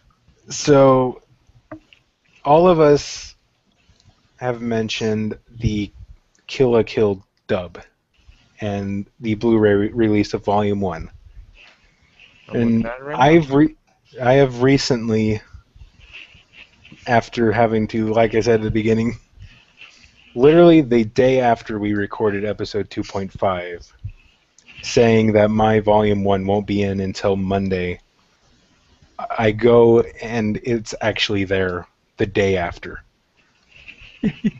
Proves to go when you talk shit, they listen. It was the NSA, I'm telling you. So, and I actually sat down and actually watched the first episode of the Kill la Kill dub. So I'm going to take a moment, and then after I'm done, of course, Zombie, and Pervy, and Nui will jump in and give their thoughts about this as well. But I'm going to give my thoughts about the Kill la Kill dub, and then overall for Volume 1. First off, I have to say that as of this moment, I do prefer the sub, but I think that is mostly due to a fact that I still need to get comfortable and used to hearing Kill la Kill in dub. Now, with that being said, the actual dub for Kill la Kill is phenomenal. This is one of the best dubs I have heard in recent years. Just, they got every single voice right. I agree. Down to even the principal of the school, who only has one line throughout this entire series. They got that voice down. And we have so many more characters left to actually hear the voices for, most notably being Nui, Ragyo, and Sumugu. What about Nui and... I just said Nui. Oh, okay, my bad. I was doing some other stuff here. But Get your hand on your pants. based on this first episode, I can tell that whoever Aniplex gets, they will do a great job. Now, it is a little weird hearing the names actually switched from given name to family name, but that's one of those things that you will get used to. But just hearing this dub brings back all the feelings from when you first watched Kill la Kill. I agree, man. I love the dub of it. Just hearing Satsuki alone. Oh my gosh, yes. Hearing her give that speech about fear is freedom, contradiction is liberation. Contradiction is truth. These are the rules of this world, and you will all surrender to them. You pigs in human clothing. But yes, listening to that, just the goosebumps that just race through your arms as if you were listening it to the first time in the Japanese release. Ryuko getting pissed off at Satsuki keeping information from her. Even just the randomness of Mako and the fear that Gamagori is supposed to drive into you. Patrick Seiss does an amazing job as Gamagori. Hell yeah. I think everyone in here does a pretty fucking awesome job. My only real complaint with the dub is Ryoko. Now, I understand that the voice actor for her is pretty new. Now, that's not saying that her voice isn't bad. I think your voice is good, but I think over the course of the next 4 to 5 episodes, I think she's gonna go, or I think her voice is gonna change a little bit and grow more used to it. And I think it's still gonna be a really good voice for her. Now, what I'm looking forward to listening to is episode 4. The Trigger in a nutshell. I cannot wait to hear this episode. I know, because I myself have only gotten through episodes 1 and 2, and so far I really enjoy what I'm hearing. Yep. I can't wait for episode 4. It's one of my personal favorite episodes. I just can't wait. So, Mako shot a machine gun. and yes, right as I'm about to mention Mako, great transition. but Christine Marie Cabanos, great job as Mako. Yeah, I definitely. originally said the only person that could really pull off Mako was Monica Rial. I was wrong, and I'm glad I'm wrong. And I'm hoping Monica Rial does the voice of Nui. Chizu, Oh. Chizu, Chizu, Chizu, Chizu. Now going into this, I had two characters I was worried about the voice the most. Of course, one being Nui, and we won't hear her for a while, sadly. The other one being Jakazuri, just because of how unique her voice is in the Japanese. But the moment Aniplex showed the trailer for this, and you hear Sarah Ann Williams doing the voice of Jakazuri, you realize that that is a perfect match. I would have to agree. My only one little complaint with it, though, is that it doesn't exactly sound totally like her. But I'll tell you this, is that they got it close enough to where if you weren't paying too much attention to it, you would think it'd be almost the same voice in English. I mean, like, that's how good it is, in my opinion. There's only one thing that we're missing from this, and that's Nani Sore. Oh my god. The only Yes. thing we're missing.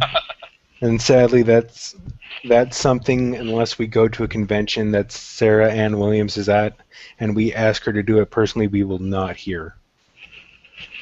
But Needs more Nani Sore.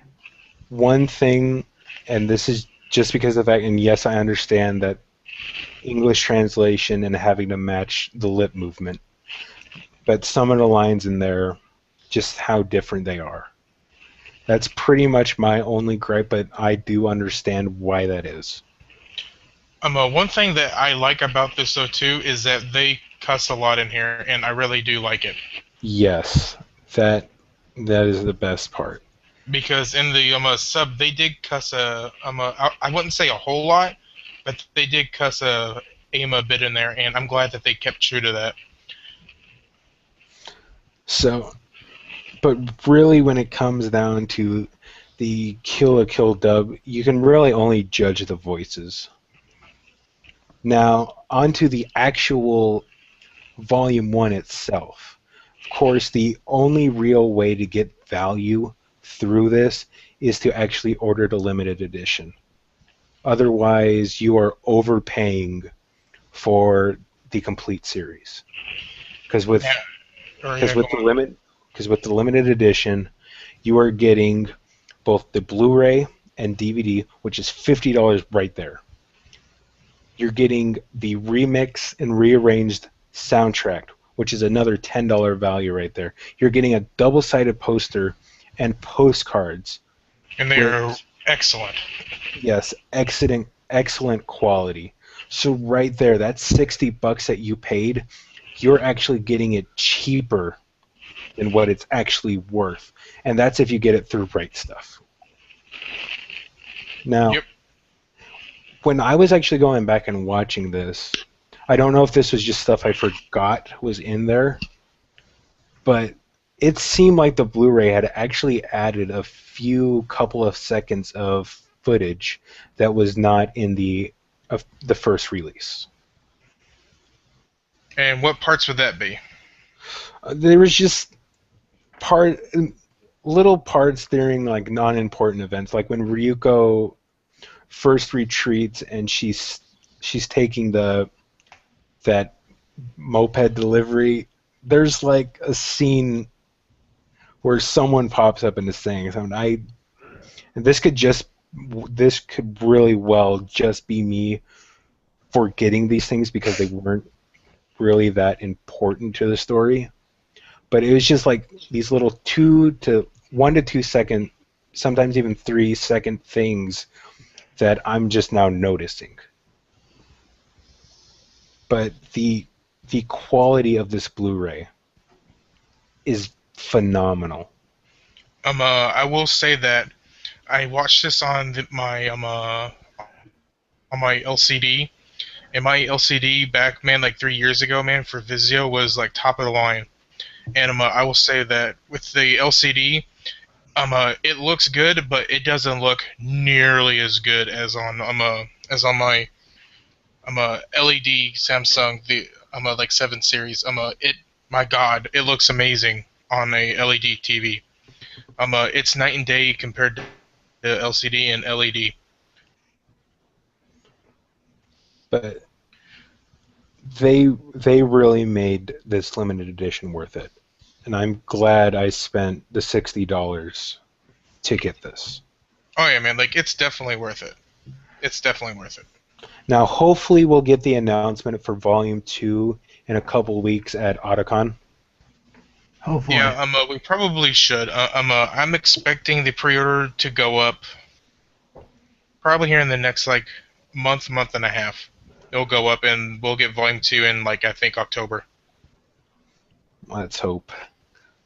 But overall, I'd actually give this limited edition a 10 out of 10, and the English dub, I'd give it 9 out of 10. I still need to hear more, and I still need to actually readjust myself to hearing this in English. So for right now, it's 9 out of 10 for me, and I would highly recommend giving the dub a shot. I'm a second that the dub for it's excellent so far. And I will third that. The dub is excellent. Ugh, man, so good talking about Kill la Kill. Well, we do have 14 minutes until the final half hour when we usually... Well, you want to spend 5 more minutes talking about Kill la Kill, and then we'll actually get into hot releases, nice shipping, and then the final half hour will be our final thoughts. Weren't we gonna review the first 2 episodes of Sailor Moon Crystal? I completely forgot about that. Thank you for reminding me of that. Yes, for anybody who's following us knows that we are all hyped for this new Sailor Moon. Now, granted, the 2-week wait between episodes is just...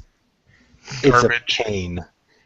It's having to wait a year to see all 26 episodes is really a letdown.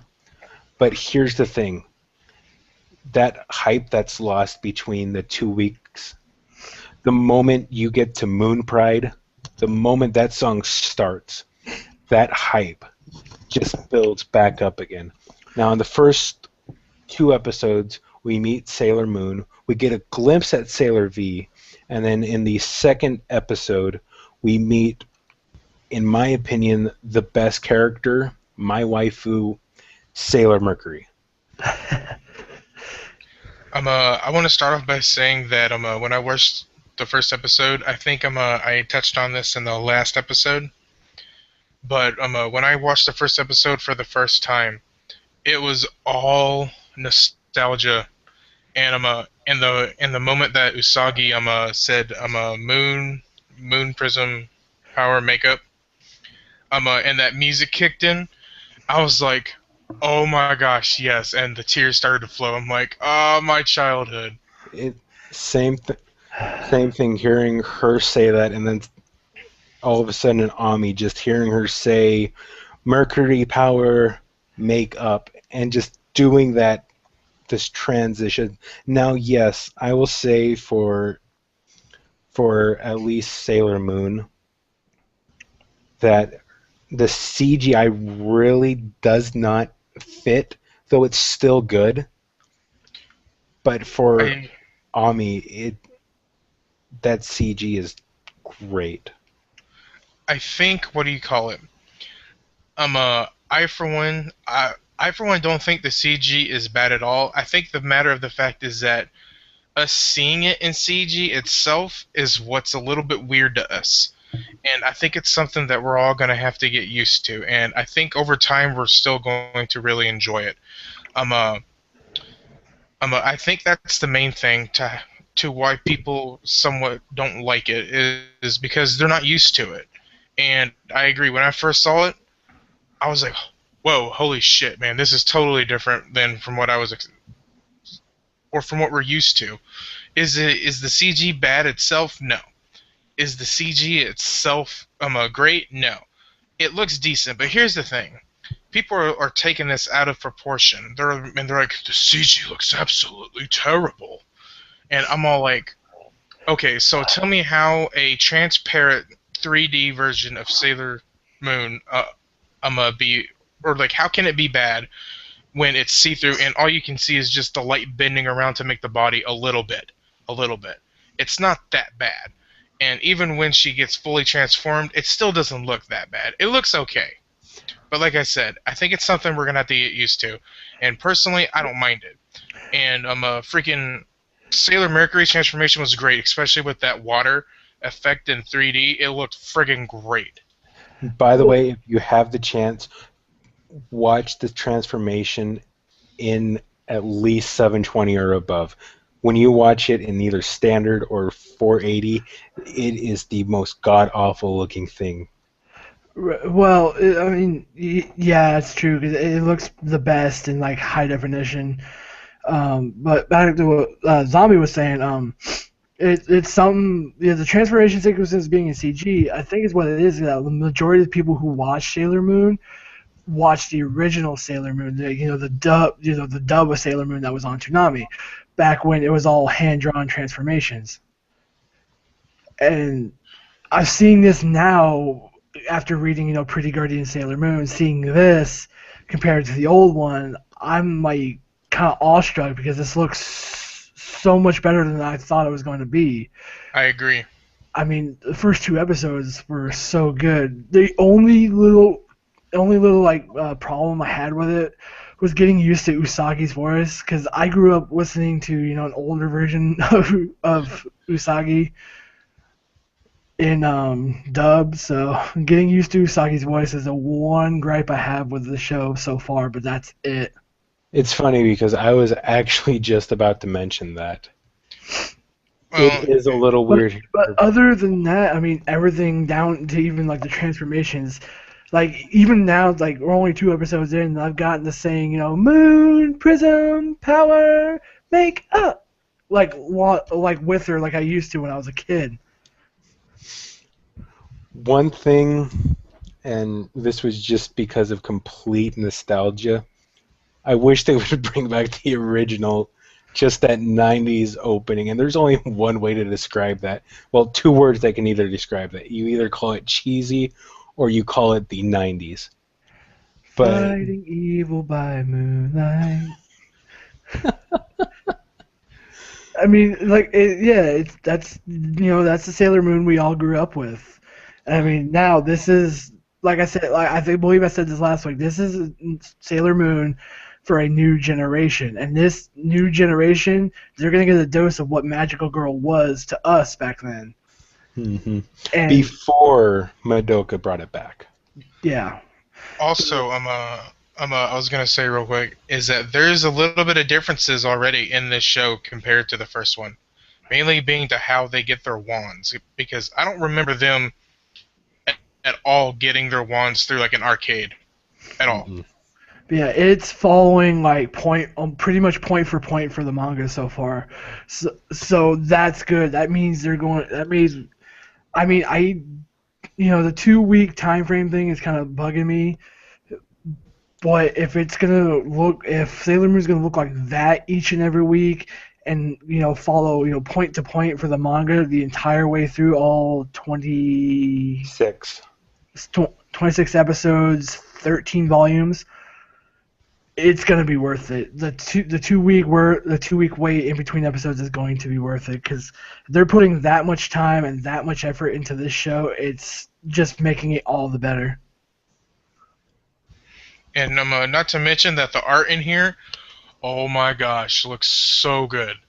I know there's going to be people that are going to be like, oh, well, they look a little bit more lanky. And they do. And they do look a little bit more lanky, but they're not like clamp lanky. Well, again, it's based around kind of, the art stylings of the manga, too, which... Right, exactly. Plus, if I may say so myself, man, they made Tuxedo Mask, I think, probably like the sexiest motherfucker in anime. Yeah, if he wasn't sexy before back in the day, he's like K-pop boy band member sexy now, and that's ridiculous. That's a ridiculous amount of sexiness. I mean, like, every girl, man, that sees him, Jesus Pete, man, they just want his nuts. I mean, bringing back Tuxedo Mask, man. Start donning your roses, start donning your black capes, because it's on. One thing I'd also like to talk about, too, real quick, is the fact that sometimes, or at least in these fights, they seem a lot more, like, intense, a little bit. They don't seem nearly as, like, cartoony, they seem more intense. And not to mention, the monsters in here are friggin' uglier than shit. Yeah, they are. And the cool thing though too is that like when they die or whatever, especially when Usagi or Sailor Moon uses her tiara boomerang, I love how they just like the whole thing just cuts right through them and you actually see them like get like cut in half somewhat, and then you see them turn into like this pile of friggin' horse shit. It's great. Yeah, I mean, with the manga, of course I've read it. They do. It's so much more different from the show.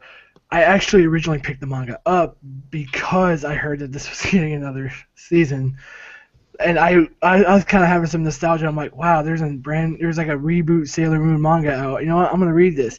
Reading through the whole thing, this is so much. This show, Pretty Guardian Sailor Moon, is gonna be so much more intense than the actual original one. There were so many moments in here. They're like, holy crap.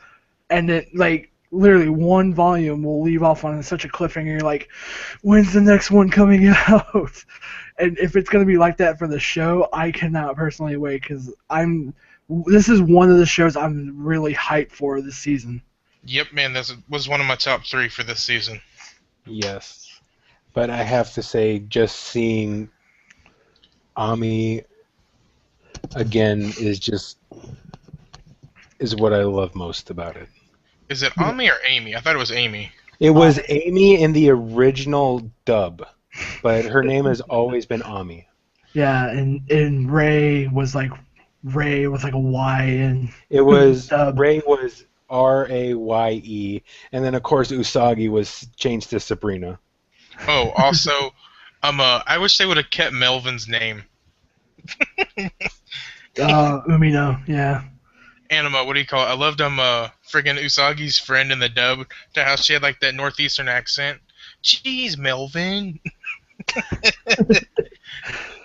But yeah, from what I understand, this next episode, episode 3, we will be getting an introduction into Ray. Actually. Yep. And Sailor Mars. Thank God. My favorite, my waifu. Like, does she automatically get to transform in the next episode or not? Because I'm not for sure. I'm not. Actually, from what I heard, the preview actually does show her transforming. Okay, well, because I know that with I forgot her name, but Sailor Jupiter, my favorite, my waifu. I know that in the original she didn't transform. I think for like 2 or 3 episodes. Once they actually introduced her as like like a normal character, from what I remember. Because I remember when we first get introduced to her, man, like she doesn't transform at all. Yeah, I believe there's a situation that she ends up going through for like 1 or 2 chapters of the manga, and then once the full evil comes out of the bad guy, that's when she is able to transform into Jupiter and completely destroy that bad guy's world. Okay, man, that means I'm gonna have to wait even more weeks because of the freaking 2-week. And if I remember, shortly after Ray, I believe we go into Venus. If I remember. Really, because in the actual first show, we didn't see Venus till like episode like 18 or 19. I think we might go into Jupiter after Ray. I'm not too sure. I'd have to go back and flip through my manga again. I want to say it is Jupiter after Ray. Yeah, like I'm pretty sure it's Jupiter after Ray. Because I know that Sailor V joins last, or at least in the first season she did. But overall, though, this has lived up to my expectations, and went past it somewhat. Because this show was delayed for what, like, I think like a third of it, or not a third, but like 3/4 of a year. Longer than that. because I remember the speculation about when it was coming out during Phoenix Comic-Con last year. I remember someone actually coming up to me at the end of the panel asking when Sailor Moon was coming out. But I've loved every minute of it. Absolutely loved every minute of it. Yes. So right now, I'd give it, especially after this last episode, 8.5 for the meantime. Once we actually get into this, then that rating will more than likely go up. Yeah, like I think for right now, right now we're still at like a 9 for me to like an 8.5. Like it's been really freaking good, and I can only assume it's gonna get better. I'm gonna wait until we get to the Mars episodes, and she is my favorite. I want to see what they do with her. It's just like kind of how I was waiting for Ami, so I understand that. And man, like you think you guys have to wait, man? I really gotta wait, man, for Jupiter if they're gonna go with like 3 episodes without having her transform. That Shrine Maiden outfit, though, That's one thing I can't wait for. It's one thing I love seeing her in was that Shrine Maiden uniform. And also, from what you told me, Pervy, that like she's not nearly as a man lover. Well, and I think I was the one telling you that earlier. okay, but from what Timmy had also told me is that in here, they don't focus on like their little love issues with like boys or anything that much. Even though they like them, they don't like get caught up in it that much. Am I correct, Pervy? Yeah, they really don't focus on it too much. I mean, really, there's like, it's like almost a maybe kind of thing. And the more actual relationship that's actually really focused on is Usagi and Tuxedo Mask, aka Mamoru, for those of you that actually still don't know. Okay, Don't spoil and that's it. completely fine with me. Yeah, that's kind of like the main issue because there's a little thing down the way that reveals to why they are supposed to be together in the first place. So I really don't want to spoil that. But if you want to discuss that with me, go to my Twitter at PervyFatman. We'll talk about it. Make sure it's direct messages because I'm on his timeline and I'll kick you all in your all's nuts if y'all Yeah, talk about it on the timeline. make sure you DM me because I'm more than willing to talk Sailor Moon with a few people, so I don't spoil it for others. The bi-weekly wait might irritate me to a point where I'll just go out and buy the manga for it. It's worth the buy. Let's go support Kodansha on that because that was the reason why I got back into manga was Pretty Guardian Sailor Moon. Also, if this series is gonna be this good as we think it is, I really hope they do like OVAs for Sailor V. From like the manga. The Sailor V spin-off manga and then the short stories spin-off. Yeah, I wish they would do that too, man. That'd be pretty cool. That'd be worth seeing. And with that, I know we could spend probably another like 4 hours just talking about how great it is to have Sailor Moon back and the nostalgia from the original series, but I think now it's time for us to get into some hot releases. The hot releases. Anyway, guys, for the 15th through the 21st, for the anime releases, we have Anohana, The Flower We Saw That Day, the movie on DVD, Blu-ray. I want to see that so badly. I know, man. I'm gonna cry tears if I were to watch that. Hopefully we can find it here. I want to watch that one day and just bawl my eyes out like I did with the series. Also, we have Deadman Wonderland Complete Collection Blu-ray on the Anime Classics. We have Same Fairy... edition. What? Yeah. Well, actually, it's not the same edition. Really? That's It's just surprising. Anime Classics. Kind of like the way the new Steins Gate is. Oh, yep. Speaking of which, guys, pick that up. It comes out here soon. Anyway, we have Fairy Tail Part 11 on Blu-ray. Gurren Lagann the Movie Double Feature Collection on Blu-ray. Then we have Kill la Kill on DVD, Kill la Kill on Blu-ray, and the Kill la Kill Limited Edition. We have Majestic Prince on DVD and on Blu-ray. We have Mononoke Complete Collection. We have Prince Planet, the series. We have Pola Magi Madoka Magica, the movie Part 1 and Part 2. on Blu-ray and combo and limited edition. We have Silver Spoon Season 1. We have To Love Root Darkness on DVD and Blu-ray, and we have Yu-Gi-Oh! 3D Bonds Beyond Time on DVD and Blu-ray. That's Okay, it. the Yu-Gi-Oh! Bonds Beyond Time movie. It's worth the watch. It's actually pretty good. And that's it for anime. On to the manga. We have Deep Frag Volume 1, Fairy Tail Volume 40. We have Lone Wolf and Club Omnibus Volume 5, Monster Perfect Edition Volume 1. We have Terraformers Volume 1. We have What Did You Eat Yesterday Volume 3. And we also have World War Blue Volume 6. And let me see here. And that's it for right now, guys. And that's it for the hot releases. Um, I don't know if it came out for the anime, but School Days is out on DVD now. Yes, School Days is out. And with that, especially on that note, we go from nice boat to nice shipping. This is our weekly segment about stuff that we have received. And like I mentioned earlier, the one thing I got that finally, after a day of irritation and about ready to pretty much bitch out the post office, came Volume 1 Kill la Kill Limited Edition. And that's pretty much it for me. What else did anybody get? Oh, Timmy? like I said before, I ordered School Days, so hopefully that will be here. I want to say Monday, probably Monday or Tuesday, hopefully, because it's already gone and shipped out. So hopefully it'll be here Monday, Tuesday. Who knows? I haven't checked my mail yet, so I might go see if it's at my place tomorrow already. So who knows? Did you mention your Tony Taka figure?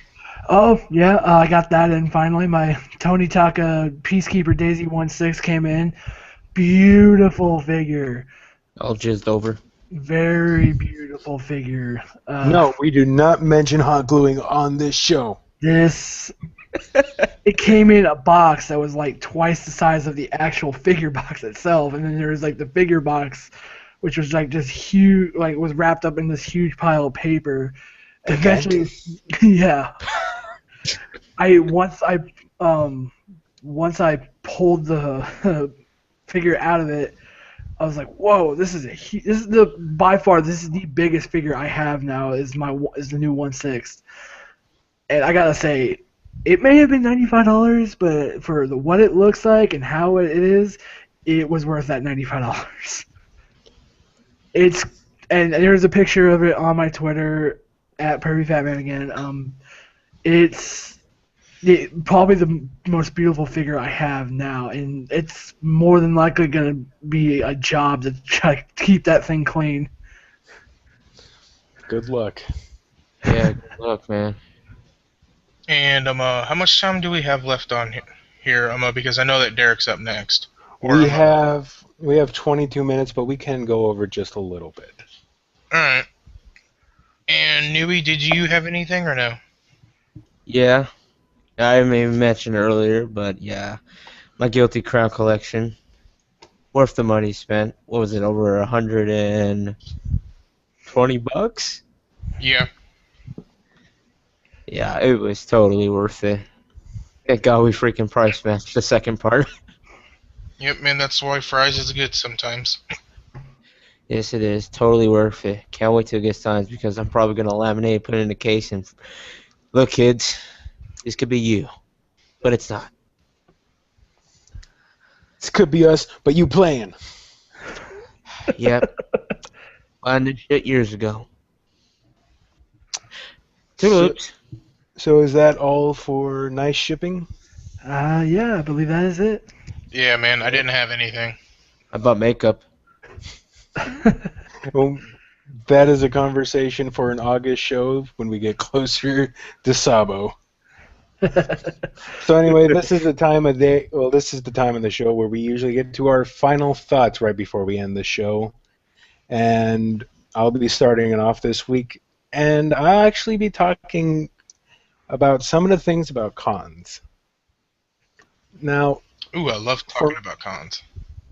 Now, for me, and I'm pretty much sure the rest of you guys on here, and even people listening, that sometimes the con itself can get boring.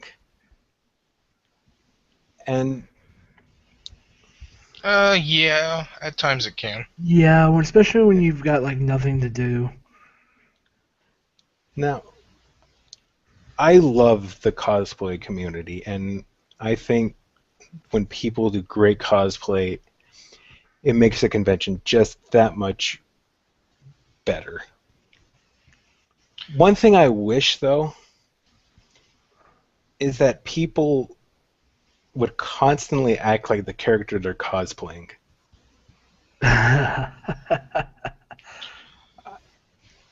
Have a great atmosphere just full of just random personalities, completely different from your own, and people submersing themselves into their character. Yeah. Seeing a Ryuko that whenever she sees like Nui wanting to rip her arms off limb by limb. Again. Nui every time she sees Satsuki just wanting to mess with her. Every time you see Haruhi just not wanting to fuck up because she'll give you the death penalty.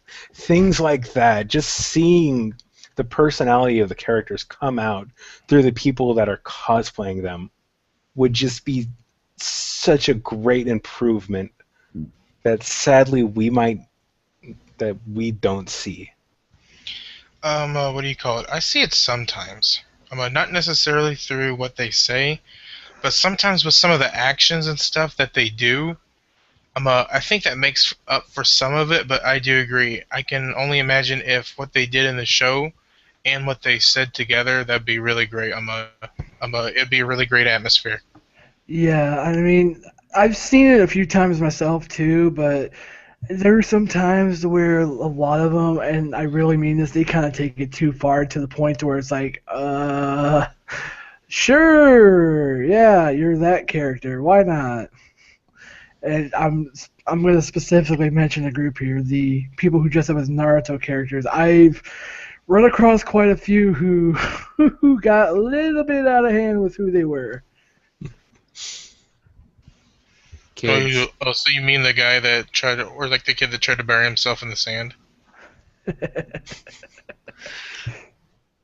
And more things that also make a con better, and this is always, because you're never going to have a con that's going to have 100% great panels that you're always going to go to and you're always going to love. But people need to put more thought into their panels, like we do. I Right, agree. exactly. We'll spend like 2 weeks before the convention even arrives getting these panels down perfect. And that's why we don't get some of the content that we'd actually like to cover during our panels, because we take that much time to make sure that these are a great experience for people. And it really paid off at Phoenix Comic-Con with the love we got from the people that actually came to our panels. Right, exactly. And I mean, you see it a lot of the times. It's mostly the people who just say, let's throw all this, and this into a slideshow, and we'll just sit there and talk about it for like an hour or so. Or it's just a bunch of pictures or whatever they'll talk about or something like that. When it's the panels that actually, they take their time into it, they do their research, they bring a lot more than what you didn't know to the table, that's when the panel becomes a really good panel. Not just that, but guys, with all slideshows, you got to either have some interesting content, or you have to create interesting content through your own like speeches of explaining stuff.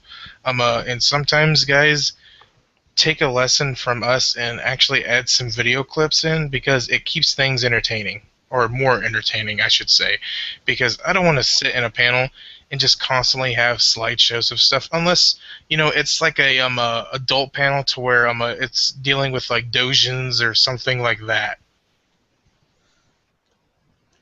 And one thing I have to say, I have to give huge props to Time Squad B. They keep their panels fresh, even if though they run that panel for like the 17th convention in a row. They find a way to make each one of their panels exciting over again. But Yeah. like another good example with them is that they also use clips too, not just slideshows. Yeah, but most of the times too, like a lot of their panels are a lot different from what normal panels are. Like the closet otaku sessions at Phoenix Comic Con. I hope to do that more because I really had fun doing that, telling the story of the Pomping in 306. Oh boy, the pumping in 306. Now that can be saved for another episode on here. When we get a certain guest on the show. Oh yes. And the final thing, and this was really the only problem I had with Taio this year, and I know Pervy can agree with me, and so can Zombie, was when you're going to have a lounge, have it more than just people sitting around playing games. Now, I know sometimes your budget may not be there, but give a little effort. And when you promise drinks, let there be drinks. Give a little bit. Give a little bit. But that's the thing. It was supposed to be the Velvet Room Lounge, a la Persona 4. I figured it was gonna be like a kind of a kind of a lounge where people were there was tables, people were sitting down, they were playing and playing cards or whatever, or just drinking drinks, whether it was like music going on in the background, like flashing lights or whatever. No, it wasn't that. It was not that. It was just a medium-sized-ish room, and like 4 or 5 tables here and there, people playing board games, and then one Xbox with 2 controllers that was set up with Persona 4 Arena and Catherine. It was the Atlas Lounge, and that is not a lounge to me. A lounge is what I just described. You sit down, Exactly. You go in there, you sit down, you order yourself a drink or something, you sit there, you play cards with the people who are around you. I experienced that when I went to Club Sabo in 2012. I had the most fun because I was sitting at a table with just like 2 random dudes, myself, Avatar, Aang, and Bolin from Legend of Korra. You imagine how fun that? Imagine how fun that was playing poker with some of these guys. It was really fun getting to know these guys. That and like having a drink, and also one thing too would be interesting would be playing Cards Against Humanity, man, having a drink, man, like late at night. Don't even get me started. That would probably be the most fun card game scenario at a convention if somebody were to do that. To be honest with you, if we could ever we should group our money together and buy that stuff so we could play like Cards Against Humanity versus like our audience if we ever run a panel. Yeah, I think we should get Cards Against Humanity, and we need to get some good alcohol, man, because it's going to be a fun time at Sabo. Yeah. Fireball. So that's my thing. More people acting like their characters, great panels, and better run lounges are great ways of improving the con experience. And with that said, those are my final thoughts, and passing it along to Zombie. Let's continue the trend here with cons and stuff. Like a little bit, shall we? One thing that I think makes a great con, and I do agree that you need to have some different and unique panels. I do agree. But listen, guys, as I has always said, you guys make the con, okay? Like the con provides, even though it provides a really good majority of what you do, ultimately it's up to you guys on how you guys make the rest of the con. And the con only provides half of it. The rest is up to you. But that's always been my opinion. Even at cons to where I didn't particularly care for at all, I still had a decent time at least because I'm like, okay, well, if this isn't going to go right, or like if this panel got canceled, or if this guest didn't want to deal with so and so, like you go find something else to do, and and like that's half the fun of it. I think what do you call it? Yeah, about what Phoenix has had, or what Phoenix had said about running the panels. Guys, run different and unique panels. Don't just run just mainstream stuff. I know that a majority, or at least like a third of your audience is going to be people that are new, or somewhat new to the industry and to the new medium of anime and stuff.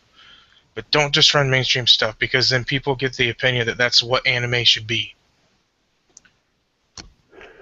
And one more thing I'm gonna say is, don't make your audience feel like their opinion is shit.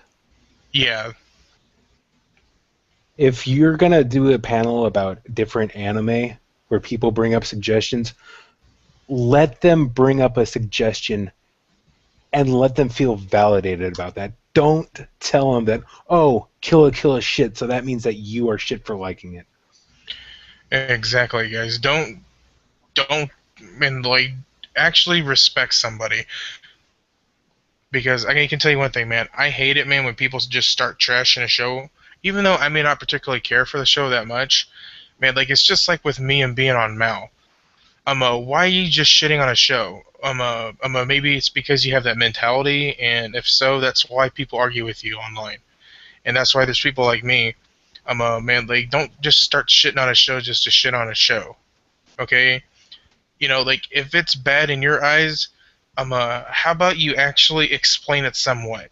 Even though if I don't care for your opinion, if you explain it and it makes somewhat decent shit, like sense, you know, I can respect it. Okay, just don't go in bashing shit. That's the one thing that I can't stand.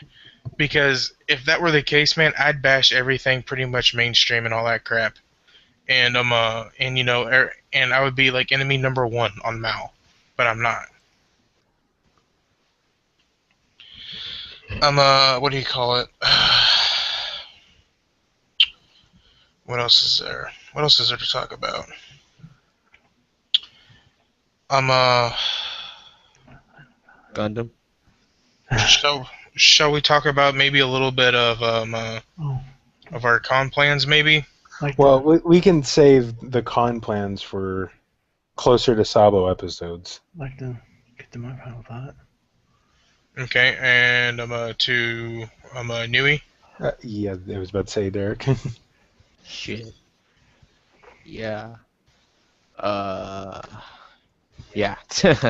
Come on, Jerry Uh, Springer. You gotta have a final thought. Pretty much what Hung Like Zombie said, because people like to bash other people over anime. I do agree with you on that. Because it's pretty hard when you watch something and you just say that one particular anime and everybody's just looking at you. Love Strike Witches. I love Yeah, Strike yeah. Witches. No, seriously, it's like it's like this. You said what, and they got the fucking cross out on the nails. They're ready to pin your ass there. So it's pretty much for the now. And fuck all you trolls on the boards. I like how you guys told me don't watch this anime and stuff. And I end up watching it, I end up liking it in the whole long run. Anyways, I'm just that type of person. I like to keep it open minded.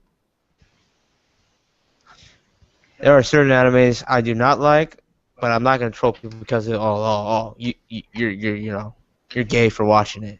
Exactly, man. Because we could have, or I know that we all have like the same feelings towards Sword Art, but do you see us like bashing it and crap? No.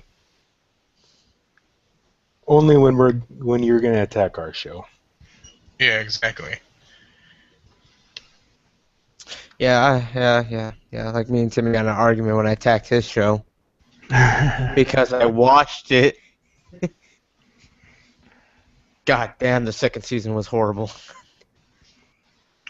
It's not my show, man. It's not my top 10. It's not my show. I'll read the Penetrator.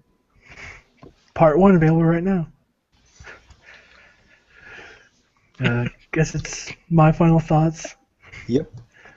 I stick up your ass. Yeah, my final thoughts, kind of the same as Zombies and, Phoenix and, Newey's cons. There's one thing I want to stress the most.